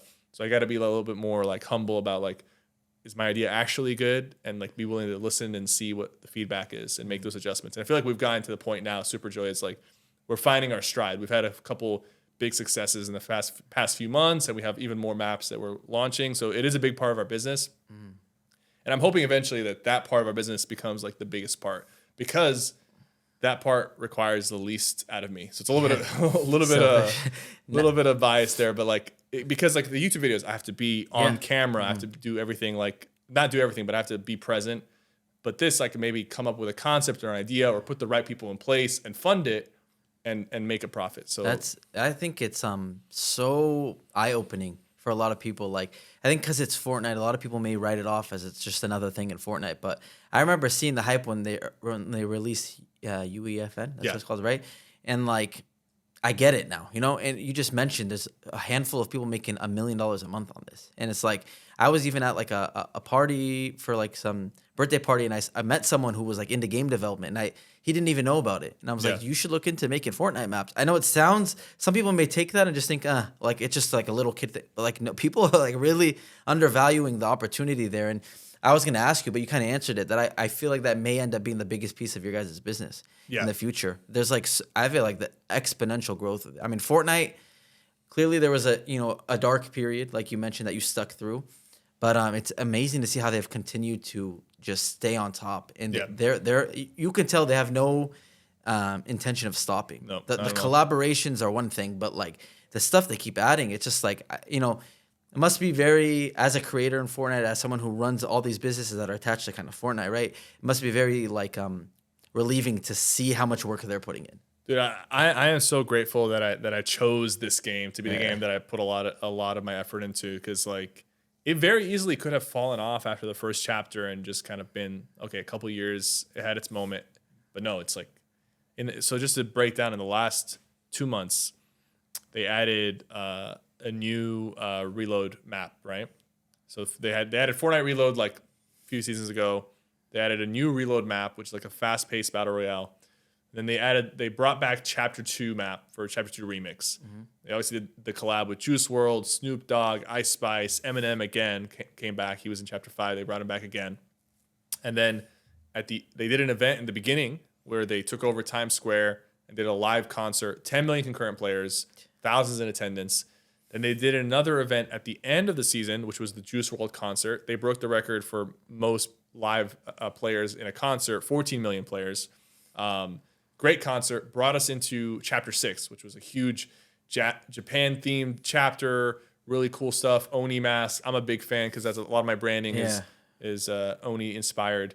So they did that, and then like 5 days later, Fortnite OG, and then a few days later after that, they brought in the Fortnite Ballistic, which is their take on CSGO and Valorant. And then on the Lego side, they launched like the actual boss, like kind of like if you play Minecraft, you have the Ender Dragon, which is like the final boss of Minecraft. So they added the actual boss for Lego, which they didn't have before, like the Storm King. Then they just launched a new independent Lego mode called Brick Life, which is like their take on GTA, but in Lego. Dude, it's so unbelievable. Like all that happened in 2 months on top of collaborations and skins and content updates and new weapons. And I'm like, bro, like when did it like you need to make Fortnite content now. Like, yeah. It's crazy. Dude, I played the ballistic mode. I just tried it out. It feels like Valorant. It looks like Valorant. It genuinely feels amazing. Yeah. The thing is, people may think it's like, okay, for example, Roblox has, similar ecosystem. If people build games on Roblox, most of them don't feel like a real game. They feel like a game in Roblox. Yeah. But there are some really good games in that as well. Yeah. But this feels like it feels like a game that can stand alone on itself. And they built that using mainly UEFN tools. Like there's some things that maybe they have access to that UEFN developers don't have access to, but that map, that concept, everything minus like the custom guns, because we still don't have the ability to make our own custom weapons, like not the way they did, could be made in UEFN. So they're like kind of stress testing their own development tool by creating their own modes. And now this is great because they're going to figure out what the weaknesses are and help fix it for developers. Because like as a person who invests a lot into UEFN and I have a development team, I see some of the issues that they run into. It's still very much early days where there's just some stuff that are just broken and like no one thinks about. But now that Fortnite themselves are building these modes, kind of using their own UEFN tool, they're going to figure out where the weaknesses and kind of fix it because they have to. Man, this game is really not going anywhere. No, dude, I used to think the peak was over, but like I don't even think they even scratched at the surface of what this game is going to become.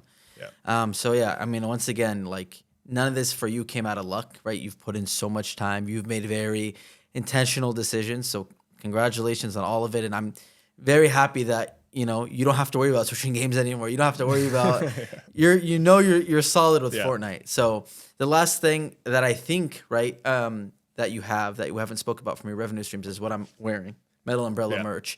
And again, a lot of YouTubers, a lot of streamers make merch with their name on it, their face on it. Like you have a cool SypherPK logo, but maybe you did that in the past. But what gave you the inspiration to do this, and what is this like? And what is it up? Put it up against all the other revenue streams. What does this do for you? So Metal Umbrella, the idea behind it is that we did do, like you said, SypherPK inspired merchandise and like the Oni logo and everything, but we felt like only like SypherPK fans and like only dedicated fans of myself would buy merch with like my name and my branding. Whereas if we created like a clothing brand that was more neutral and I'm just the owner of it, we could get into like a wider market, wider audience. So for Metal Umbrella, we launched it. We did 7 figures in sale in the first year. We even got it into stores. We did a collaboration with PacSun, and they put a Metal Umbrella line in PacSun, which was also a significant deal for us. Eventually, though, we took a break from Metal Umbrella. Like this last year and a half, we didn't drop any new collections. We still have been selling successfully like the 5 collections that we launched with. Even just recently, we did like a Black Friday sale and generated a good amount of revenue from just our old collections. But the reason we stopped was, like I said, we downsized, right? Our team, we restructured, and we kind of really wanted to focus in on what was working. And for us, the 2 main things was the YouTube content creation, scaling it up even more and staying consistent, and then getting the UEFN team developed and ready to take on that challenge. Because the same marketing team that markets the maps that I make would be the same team marketing the Metal Umbrella. Got it. So we felt like there was a split in the focus there, and we felt like UEFN was a little bit more important, and it still is more important. We did recently announce that in 2025, we're bringing Metal Umbrella back, and we're going to launch a new collection. So we're going to continue that process of building up that. But it was important. Like, it's important to know when you're moving a little too fast and you got too many things that you're doing that you're not doing the important things well. So we had to pause for a second and focus on what was working well and really, really like commit to that. And now that we kind of have that structure in place, we feel a little bit more confident with our creative team, with Superjoy and the maps. It's, next year we're going to get back into the clothing brand. That's awesome. Congratulations. That's Thank you. amazing. Like I said, really good quality. Thank you. So Thank you. I'm excited to see what you guys drop with it. I think actually I skipped one thing. I said last thing, but because I did an interview with Ninja as well, and he spoke about the creator. I mean, there's a couple clips of him viral talking about how he made $5 million on the creator code of one. Yeah. And myself, to be honest, I've had a creator code, and not like I'm not a massive Fortnite streamer by any means, but I made decent money on it compared to what I thought I would make on it. So it's very lucrative. I don't know what you can share about the creator code. I don't know what goes against in terms of service, but I've heard people making just hundreds of thousands a month on it. So obviously, being a big YouTuber, can you share numbers of either how much you made or how many people use your code or anything about it? Because you also have an icon skin, which we're about to go into after this, which is another crazy thing. But the creator code itself. So just to give you some context on the Ninja moment with his code, that was a big moment for everybody because they did something that they haven't done since. Is for that full month, they were giving players a free cosmetic reward. I think it was a weapon wrap and maybe a pickaxe, but I think it was just a weapon wrap if you use somebody's code, anybody's code. So a lot of people, they know Ninja is the biggest guy. A lot of people just wrote Ninja's code in. But I also had one of my biggest months, if not my biggest month ever, during that month because a lot of people who knew me put my code in. On top of that, instead of paying out 5% per dollar purchased, so they were giving out 20% for that full month. Wow. So everyone was paid 4 times more, and there was a reason to use the code. Wow. And there's usually never a reason to use the code unless you just want to support somebody. Yeah. Like, there's usually never like an incentive to use a code. Just for whoever doesn't know, it's just basically when you're buying an item in the Fortnite shop, you can't. It's called support a creator. You can, if you want to. Yeah. It gives 5% of your purchase to your favorite streamer. YouTuber. Yeah, it doesn't cost you anything, but it doesn't give you any discounts. Exactly. No discount, no cost. So, and it resets every 2 weeks, right? Every 2 weeks it resets. So you have to, the person has to think about it and put in the code. Yeah. And still, some streamers like yourself have hundreds of thousands of people probably using it. Yeah. So I can only speak on myself. Like there's usually 6 figures of people that are using it per month. And to be honest with you, I rarely plug it. Like I rarely ask people to use my code. I'm not sure why I don't. It's there's there's only so many plugs you can do before your audience is tired of it. So I kind of focus on the map stuff a little bit more and on the content, but just naturally people who want to support, they use my code, and the code has paid out multiple 7 figures, not in a single month. I haven't had like a huge Ninja moment, but it's a good source of revenue. It's just a solid, consistent source of revenue for a lot of content creators in the Fortnite space. I do think that it could be better structured, like the UI for it. Like it's been the same since they launched it. Yeah. They launched it probably like 4 years ago, 5 years ago, and they haven't updated it at all since then, right? So there is like some updates that it could use to even be more useful for content creators. But I'm still grateful. Like it's still an amazing thing that. I give a lot of credit to Fortnite. People say I'm glazing, whatever. Like they give a lot of tools for creators to succeed and make revenue. And not a lot of companies do that. They definitely do not. I mean, I come from obviously Call of Duty background, and it was like a decade before Call of Duty started putting skins in the game, teams in the game, sharing revenue. Like Fortnite maybe gets a lot of hate also. It's funny, like people want World Cups. I think the amount of money that Fortnite puts in people's pockets is insane. Like they don't really have to do any of this. They didn't have to give away $100 million during the World Cup year. Like they didn't have to. They didn't have to do that, but that was obviously big for them. You can be like, okay, but that was huge for them. But they don't have to give creators even $1. Yeah. Like either way, people are buying from the item shop. Yeah. and even UEFN stuff. Like I think they're very generous with the amount of money they share. 100%, 100%. It- Maybe even too generous. Yeah, it's actually Yeah. crazy. Like it's very interesting just to think of them as a business and like, you really think about like what's their real goal? Like clearly it's not. I was talking to Ninja about it, and he's like, he was mad they didn't launch they said no to his a skin during the his prime era, Yeah. and it's like I completely understand from his perspective. It's like everyone's gonna make so much money here. It's just very interesting how these people operate, and I wonder what Fortnite like what their main goal. I mean, clearly they care a lot about kids as well because they realize how big of an audience they have. Yeah. I know there's been a lot of articles about they're very cautious of that. They've made mistakes too, whether it was on purpose or accident. There's a lot. So that's what's crazy. People don't see like the refunds that are going on right now. Right? Yeah, They got FTC sued by the refunds. FTC, and Yeah. like it's a huge ecosystem. Like it's unbelievable what the amount of money that circulates in Fortnite. Yeah. And they share a lot of it. I mean, their goal is to be the metaverse, whatever that means to them or to you. It's like the one place where all brands, all IPs, all games exist. That It's that happening. sounds scary to some people. It's like, okay, one company controlling everything, and there needs to be checks and balances in an approach like that. I do feel like Tim Sweeney, the CEO of Epic, like you see his fight with Apple. You know, Fortnite is not on Apple products because he wants a more fair market for developers. Yeah. Period. Like Yeah. Apple's taking 30% of every purchase. He thinks that's too much. It's a monopoly. So he's taking them to court, and it costs them billions. Yeah. So there is someone good at the head of the table, I think. But like, will he always be there? Like, what happens if they do create this Fortnite metaverse and it's huge, and then someone else comes in and maybe they have ideas that take it the wrong way? I don't know. Yeah. Like, it is like it's a big concept. It is, and honestly, like I think they've exceeded anyone's expectations so far of what they've done. So it's gonna be really cool to see UEFN grow and mature, and even the concerts that you kind of like quickly went over the concerts, but to have 15 million people, 14 million people live in game watching something like these numbers are just unbelievable. Yeah. Like Fortnite is by far the biggest game that's ever existed. I cannot even imagine where it's gonna grow to. So.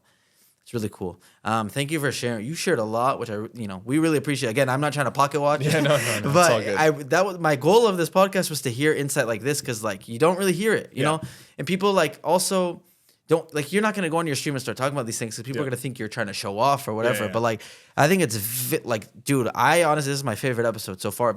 I've learned so much. You got me thinking like I'm sitting here, I'm trying to stay focused with you, but I'm thinking of like I want to go back and like start doing things a little bit different because it's like, dude, it's very, very, very impressive, man. I think, And just to give some context, because I told my wife I would. Yeah. 'Cause she was a little nervous about the numbers talk, but the thing is like, okay, we were in Forbes recently, and we did an interview with them, and we told them, I think 2023 or 2022 we made 12 to 14 million in revenue. Mm-hmm. So it's an 8-figure revenue business, but there's also 7-figure costs. yeah, okay. Like I talked, previously we talked about it. Like, we had the animation team and we created a whole season of animated videos, and we knew we were creating them at a loss because it was just a passion project. But there is 7 figures of cost to have a team of 30 plus people, 40 people, to have all these moving parts. And you hope that like the cost increases the total revenue. It doesn't always. It doesn't always increase it in a way you want it to or how fast you want it to, and sometimes it just doesn't, and some projects need to be cut. But just to give context, like yes, there's a lot of revenue, but there's also risk and costs associated. 100%. And people, you make 12 to 14 million a year. You put that number out again. People look at that. He's just a Twitch streamer. It's so easy, blah blah. But like, this is why I want to have these conversations. Like, I'm definitely impressed, but I'm even surprised by some of the stuff you're saying. It's like you guys can maybe hopefully have a better understanding of how much goes into this process, and it's like, no one can say you don't deserve what you're doing. So thank you for sharing it. I know you're not sharing it, and especially knowing your background.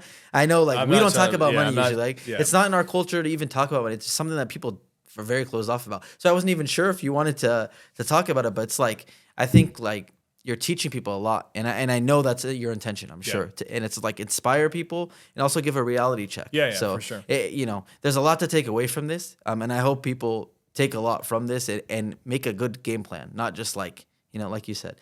You keep referencing the balance it's very important. So thank you. This is very very beneficial for me and for everyone watching, I'm sure. So you just broke down literally everything.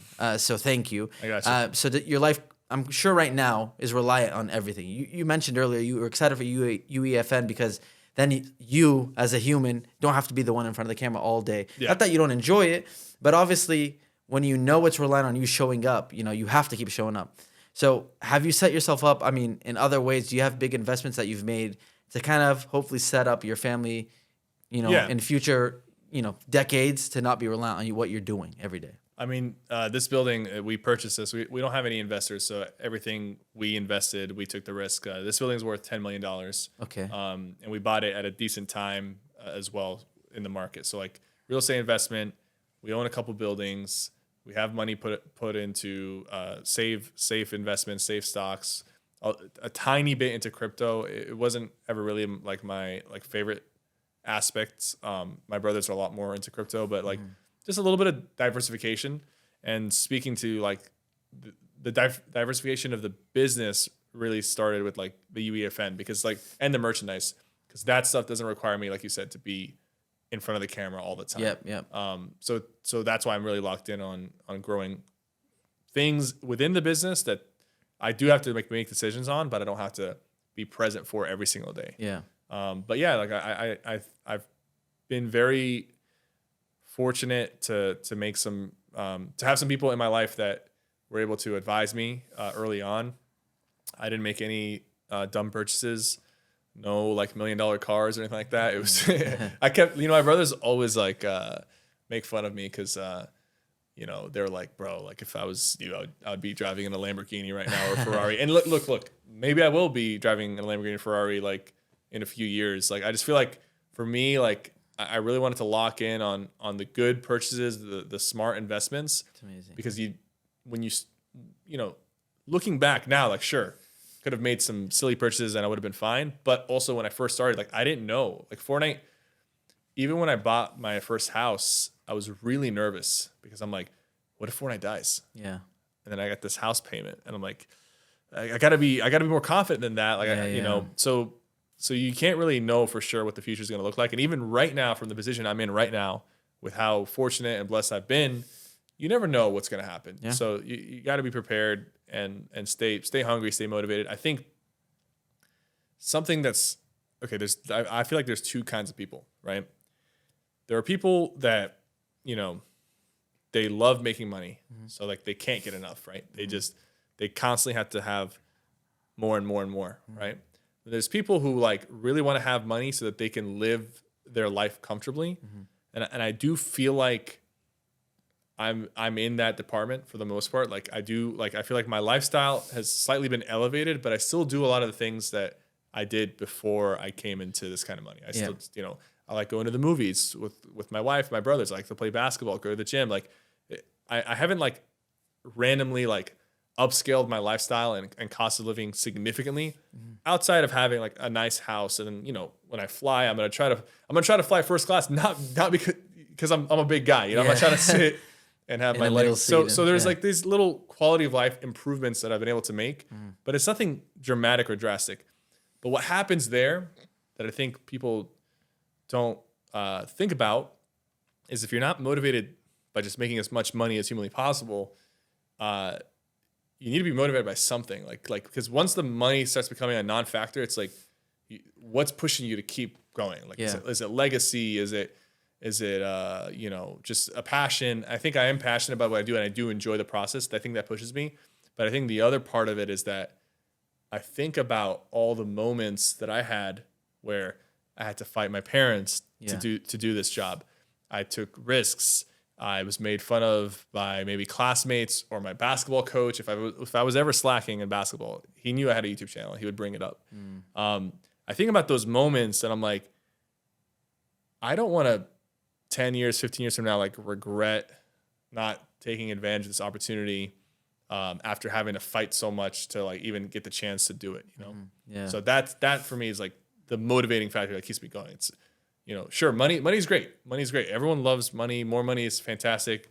The security that it gives is fantastic, but it does get to a point where it's like, is that really motivating you? And I think when you think about some of the content creators that like just randomly stopped uploading or like they really burnt out, I think they what happens is they get successful really fast. They come into millions of dollars, and they know they're kind of set for life if they're a little bit smart with it.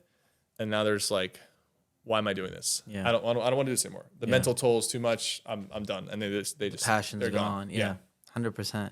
Your mentality, man, is clearly it's very impressive how level-headed you've stayed throughout the whole thing too. And it's like funny because the initial story of you leaving your parents house, like it sounds like it was It's like very dramatic. It sounds like dramatic and like you're just a hothead, but like no, like clearly you've been super level-headed, and even your brothers about the car thing, like that mentality is also like it shows in the effort you put in, right? Like you have to think that way to be successful. I mean, to your point, like Mike Tyson famously had like $300 million and he lost it all. Yeah. So it's like I'll speak for myself. Like I never had a crazy amount of money like that, but like I used to look at my bank account, like felt like you feel like the money's never gonna go anywhere. Yeah. But when you stop making money and you get bills, put two and two together, that money will always run out unless you have more money coming in. Yeah. So it's really cool. I'm actually really curious too. Do you have you've built an amazing, you and your wife, right? Have built now like just an amazing business. Amazing, everything is structured so well. Do you have do you have mentors in your life that have helped you? Because clearly you've talked about you stopped community college, right? You dropped in the classes and all that. It's not like you went to business school. Yeah. It's not like you had any experience before. You didn't have a job. So have you had any help? Have you just learned as you went about how to structure these things, how to set yourself up in the way you've spoke about? Because, I mean, I can't imagine doing this with no help. I would say so.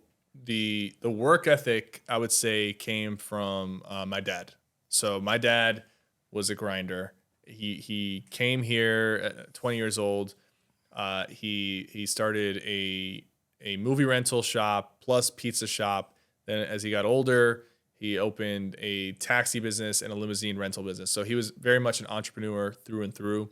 And that inspired me as a young kid to want to be an entrepreneur. But also his work ethic was insane. He at one point, I remember he got laid off during like the first recession. He took 2 jobs, one where he had to drive like to San Antonio to work, so an hour and a half driving, coming back, working like double shifts. Like he's just working nonstop. And one thing is like he never made us feel the pressure of any of the financial burdens that my family was in, because he just outworked it. He literally outworked it. So I think the work ethic came from my dad. And as far as the decision making and whatnot, I really got to give it up to my wife. And we got some mentors, some business mentors in early on. They're not really known people, but people who have been around the space for a while that have sort of guided us a little bit. But at the end of the day, it's still really it was still really the Wild West on what you kind of do as a content creator. This building, for example, was a crazy purchase, and it was very scary. And you don't see a lot of creators buying like big studios. Like I know Mr. Beast has a few, and there's a few creators now that have some, but it was still like we were doing it very early on. But a lot of it was just kind of like trusting ourselves and taking those chances and like learning along the way. But I got to give it up to my wife, because I trusted her to make a lot of the decisions, a lot of the business decisions, a lot of the hires for 2 reasons. One, I knew she's my day one. She was here before the money and fame, and I knew that she wanted the best for me and my success, and she wanted to see me win. But then 2, like I didn't have time. I didn't have time to look into everything and to really be in the thick of every decision, because I'm streaming 10, 12 hours. I'm trying to make it in Fortnite. I'm trying to get my name out there. So I had to let her do that process. So if you build up that trust, it's invaluable. Yeah, it's like the most full circle moment. You might need to make a movie or something out of this story, because for her to be in Fortnite that did chat, do a documentary. Fortnite did a documentary about me when I got my skin. We even went back to the hotel room that I streamed from, the same crazy. one. I did not see that. I have to watch that. They went and they interviewed my basketball coach and a few other things. It was a really cool documentary. I have to check that out. Stories from the Battle Bus, SypherPK. I'm definitely gonna check that out, because dude, she was in the stream, right, as a viewer when you were going through a rough time, and now you just credited her for everything. It's just an amazing story, man.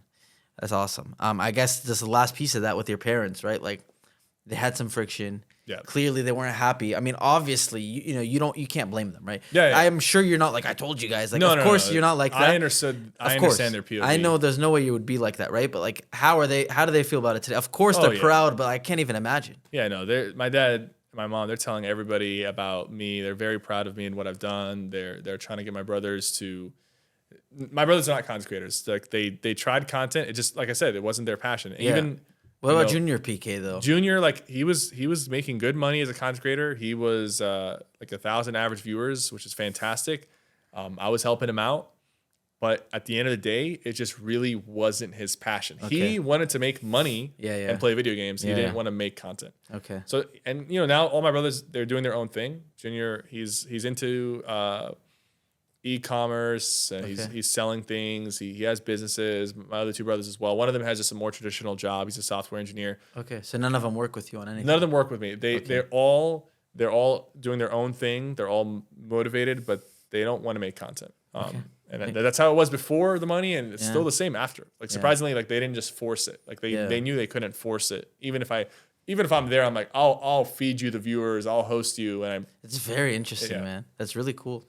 It's a unique story because usually it's probably the opposite, right? Like the brothers are like, host me. They want the help. Yeah, and you're just like, I can't force it, but it's literally the opposite. You tried. You dragged them. I was trying to drag them into It's just not content. for everyone. Yeah. People might think that's insane and think your brothers are crazy, but dude, I get it as someone who put so much out on the internet. It's not for everyone. Yeah.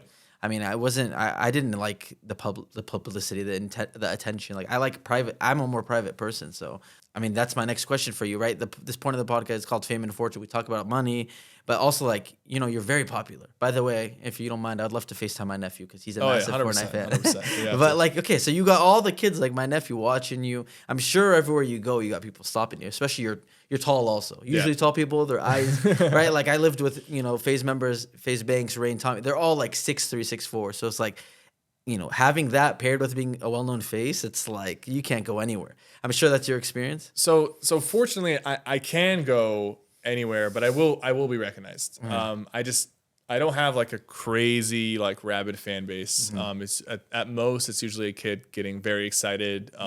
And a lot of the times it's just like parents or like a couple who like they have me on while they're playing. Like Wow. I'm like their background TV. So I've had very pleasant experiences. I do get recognized just about everywhere I go.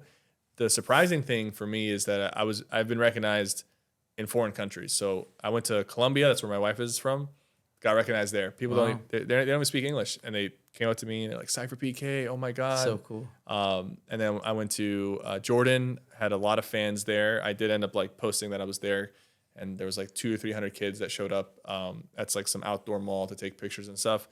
And then I was in Saudi for the Esports World Cup. A ton of fans there. So it was interesting to see like the global impact that Fortnite has had, and because I'm like one of the faces of Fortnite, like as a result, there's people all around the world who know my face and stuff. But I think this is like the perfect level of fame if you're okay with being recognized where you go, because it's not like crazy where people are like there's paparazzi and people stuff, going nuts. It's very pleasant. It's like it keeps me motivated. I get to meet people and they're like, I love your content. It got me through a tough time. Can I take a picture? Like, and that's usually the end of it. So it's really cool. I'm okay with that, and I like that. That's amazing. I mean, thankfully with family, clearly, right? You've spoke about how it hasn't had any negative impact with your brothers, with your parents, right? I mean, the success, right? Yeah. Has it been the same with friends? And you talk about you had a very close basketball team. Yeah. I'm sure you have a big family, extended family with cousins. And did you find any struggles in being famous and having money and having these Forbes articles talk about your money with like? Yeah, I mean, so close friends, no issues. The only friends that I still keep in touch with from high school are like my basketball teammates. But I also have like a group of friends that I grew up with as a child that to this day we hang out. There's like about 20 of us. I don't hang out as much as I would like to. They're usually hanging out at least once a week. I'm showing up once every couple months. But I still stay in touch. I think it's important to have that support system. But I'm just also busy and stuff. Yeah. But they've been very chill. They still treat me the same. I have the weird thing is I have a lot of cousins that they don't even know me as a cousin because they were too young or they weren't even born. Yeah. And they are SypherPK fans. That's crazy. So they look at me as SypherPK and not as Ali. Yeah. So that one's a little strange to me because like I'll go, a lot of my cousins live in Jordan. I'll go visit and they're like looking at me like, oh my God. You're just But like, then I have my older cousins who grew up with me or like were literally like change my diaper. Yeah. It's like it's just They don't care, yeah, right? they don't care. I Yeah. mean, they're happy for me, but they Yeah. still see me as me. And then my younger cousins are like, "Oh my god, it's SypherPK." They're probably talking crap to the little kids. Yeah, Like, leave yeah. them alone. It's just Adi. Yeah, exactly. Yeah. The thing is the fame wasn't the issue. It's like it's money complicates things. Yeah, definitely. Especially with family. You know, I try to be very generous and help, especially my parents. And I have family. I do have family that need help, and I help them. There's just that balance of like helping people that need help versus people like the last thing you want is someone to become reliant on your revenue And feel entitled to it, right? feel entitled Yeah. and also like get lazy as a result of it. Yeah, yeah. So that was a big part. That was a big challenge, and I'm grateful that my dad is like such a leader in his family. Like he is like kind of like the leader of his side of the family, and I trust him to give me the information that I need That's awesome. to help anybody that needs help. Because a big motivation for me is also just making sure that everyone I care about and love, they're taken care of. Yeah. But I can't retire everybody. Yeah. I retired my dad, my mom, sure. Like that's, Yeah, I owe it to them, right?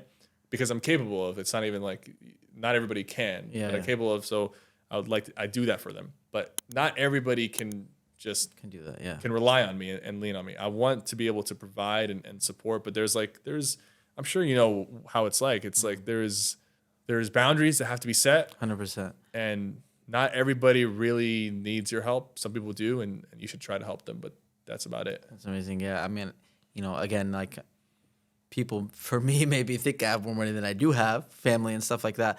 But I think that's been my kind of measure too. If my dad or mom ever came to me, then like you said, I kind of trust. I don't even have to ask. Yeah. It's like this cousin, this whatever from overseas or whatever. It's like your mom and dad especially are looking out for you the most, Yeah. and they have that probably same fear as you. So Yeah, exactly. It's good to be able to rely on that, and I don't think anyone is surprised that you probably do a lot more than you even want to talk about. Yeah. So it's amazing, man.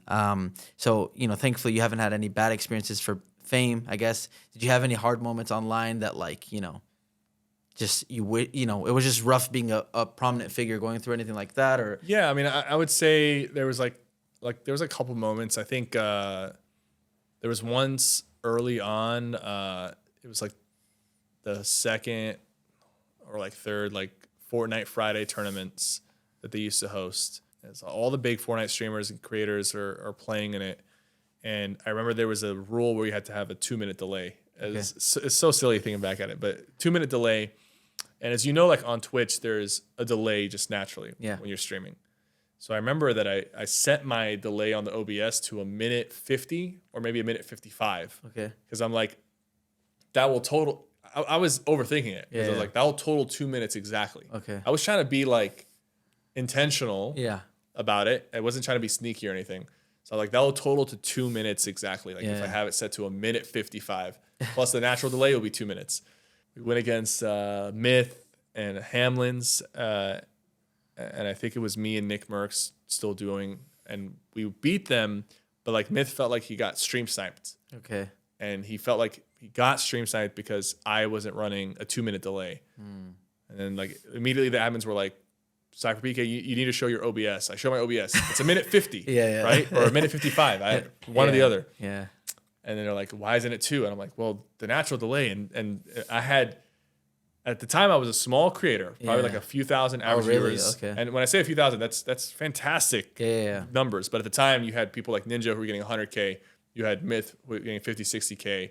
You had Nick, 20, 30K. Like there was much bigger creators, especially in the Fortnite space. So I was a smaller guy in the space. And I had thousands of viewers coming in like, cheater. Man. Oh, Oh man. my God, you should get banned. Yeah, that's a lot. And that was like one of the first moments where I'm like, damn, this doesn't feel good.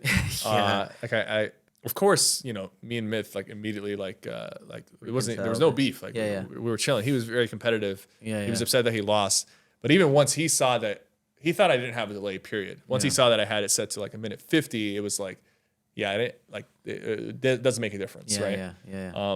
I think the second moment was I'm just this is so silly. Like both of these moments are so silly, but it just shows how like sometimes like random things can affect you or something like that. Second moment was I'm scrolling through Twitter, and I randomly notice a trending hashtag and it's F Sypher, but like Fuck. I don't know if you want to Yeah. F Sypher, and I'm like, I was thinking like, who's Sypher? Like I was actually like who is? There's another person out there named Sypher that is getting canceled or something. Yeah. Click on the hashtag. It's about me. I'm like, what is going on, right? Right. And it was so random, and it also shows how quickly things on the internet can kind of just like spiral for worse. You know, this was chapter 2. You know, Fortnite had introduced bots into the game, like yeah. the AI, and they're still in the game to this Yeah. day. And I made a video like exposing that a lot of the lobbies have like 70 to 80 bots, 10 to 20 real players, 70, 80 bots. Yeah. And it was like it was a video like telling Fortnite guys, there's too many bots in the game. Like we want to fight real players. It's a battle royale. Like you agree. A lot of people watching agree that 100%. it should be real players. Now, sure, bots, there's a purpose for them. Some newer players or people who don't play all the time, they need easier lobbies. So give them some bots to kind of give them some free kills and just like less of a punishment for them. But Fortnite saw my video, and they did end up like adjusting the amount of bots significantly. So there was a lot more real players. As a result of that, the lobbies became more difficult and challenging. But that wasn't why people were upset. There was a trick shotting part of the community that they loved that there was bots, because you set up a trick shot, you kill all the real players, and you leave like 2 or 3 bots. The bots are like harmless. They'll rarely really kill you. Yeah. Like every once in a while they'll lock on and really kill you, but they're able to try the same trick shot like 100 times in the end game to get the clip. I get it. I understand. That was And now they're not finding these bots, and they're having to fight real players, and it was a lot harder to get trick shots. So some trick shot person tweeted about it. Yeah. And then someone replied saying, this is all because of Sypher, like hashtag F Sypher. And then like a lot of people just jumped on that, and it's like the hashtag started trending, and it became like a big deal. Yeah. And I remember my wife was like looking at me like I'm sad. I'm like scrolling through my phone. I'm like, man, what did I do? Yeah. Like I was like, it was so confusing to me, because like I really felt like I didn't do anything, and I didn't do anything wrong. Yeah. But sometimes you got to remember, like, kids are on the internet. The trick shot community is ruthless. Too. Yeah, that too. And it's very easy to rally against somebody. Yeah, definitely. People are always looking for like the next person, like the Scapegoat. pitchfork. Yeah, exactly. It's your point of your brothers, right? Like it shows that some people don't want to even get into this realm, and people are like, I don't understand why your brothers don't want to do it, but like stuff like this is not easy to deal with.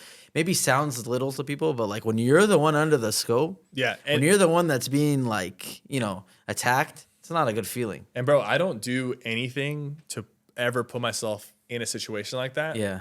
And it still happened a couple times. So like as a content creator, if you're large enough, or if you're doing it for a certain amount of time, it will eventually happen to you, even if you didn't do anything. You might be on the wrong end of a misunderstanding. People might just have a misunderstanding about something you said, or construed what you meant. And then all of a sudden you have all these people hating on you. It can happen. What's scary is it happens to random people too. Like a clip will go viral, and like this person's name will get leaked. And it's just like, a random. It's not even someone that wants to be a content creator. It is. The internet can be terrifying. Honestly, there's a lot of pros, right? The whole conversation we just talked about shows how amazing the internet is. But like, it is scary, man. It is scary, and like I completely, as someone who did this for so long, I completely understand why someone would not want their face to ever be on the internet and want complete privacy. It's really like a 50-50. So you got to be careful on the internet. That's something, whenever I talk to kids too, I like, please keep your Instagrams private. Don't post pictures of your house. Don't post pictures of your family. You just really people don't think things will happen to them. And I'm sure you've dealt with it too when people get swatted and hacked. Like, you only really feel it when it happens to you. And I have my own stories. It's not fun, man. So you got to be careful on the internet. I think just to wrap it up, I mean, again, thank you so much for sharing everything you have. This is the most beneficial conversation by far. So I want to know 2 questions. How long do you think you will be on the internet for creating content? And what's your like long-term goal in life? I would say like the way I'm doing content right now, I can see myself doing it for another 4 to 5 years. And after that point, like I probably will have kids even before that point. And I'll really want to start focusing in on nurturing a family and being like a very present father figure from the very beginning. So I would say there'd probably be like a 2 or 3 year period after that where I tone things down a little bit. I'm still creating content, still being consistent, but not as much, right? saying no to more opportunities and kind of taking control of my time. And then probably by the time I'm like 36, 37, like I'll probably be pretty off the internet when it comes to content creation, but still involved in some sectors of the gaming world if there's still a passion for it at that point. Whether I'm like helping new content creators or managing the game development side of things, or just like dabbling in things that I'm passionate about within the space. But it would be very, very chill at that point. Like I'd pretty much be considered retired. So the main goal for the future is just family, focusing on family, building a family. Yeah, I want to start a family. I want to have a great family, just like my family was. I mean, still is. Like I feel like family is really important. I want to be a father like my dad. I have 3 younger brothers. I'd love to have like 3 kids at least. And be there for them and help them navigate life. It's amazing, man. You're gonna be an amazing father for Thank you. sure. Hopefully. And Thank you have a lot to teach them. So thank you for teaching us. Thank you, for having us. Really appreciate it, man. I really, really appreciate the time. You didn't have to let me come. You didn't have to let us in. And this was just amazing. Thank you. It's really nice to finally meet you in person. Thank you, and we'll keep supporting, man. You deserve all the success. And Thank you so much. Wish you nothing but more. Thank man. you for having me. Thank you. Appreciate it.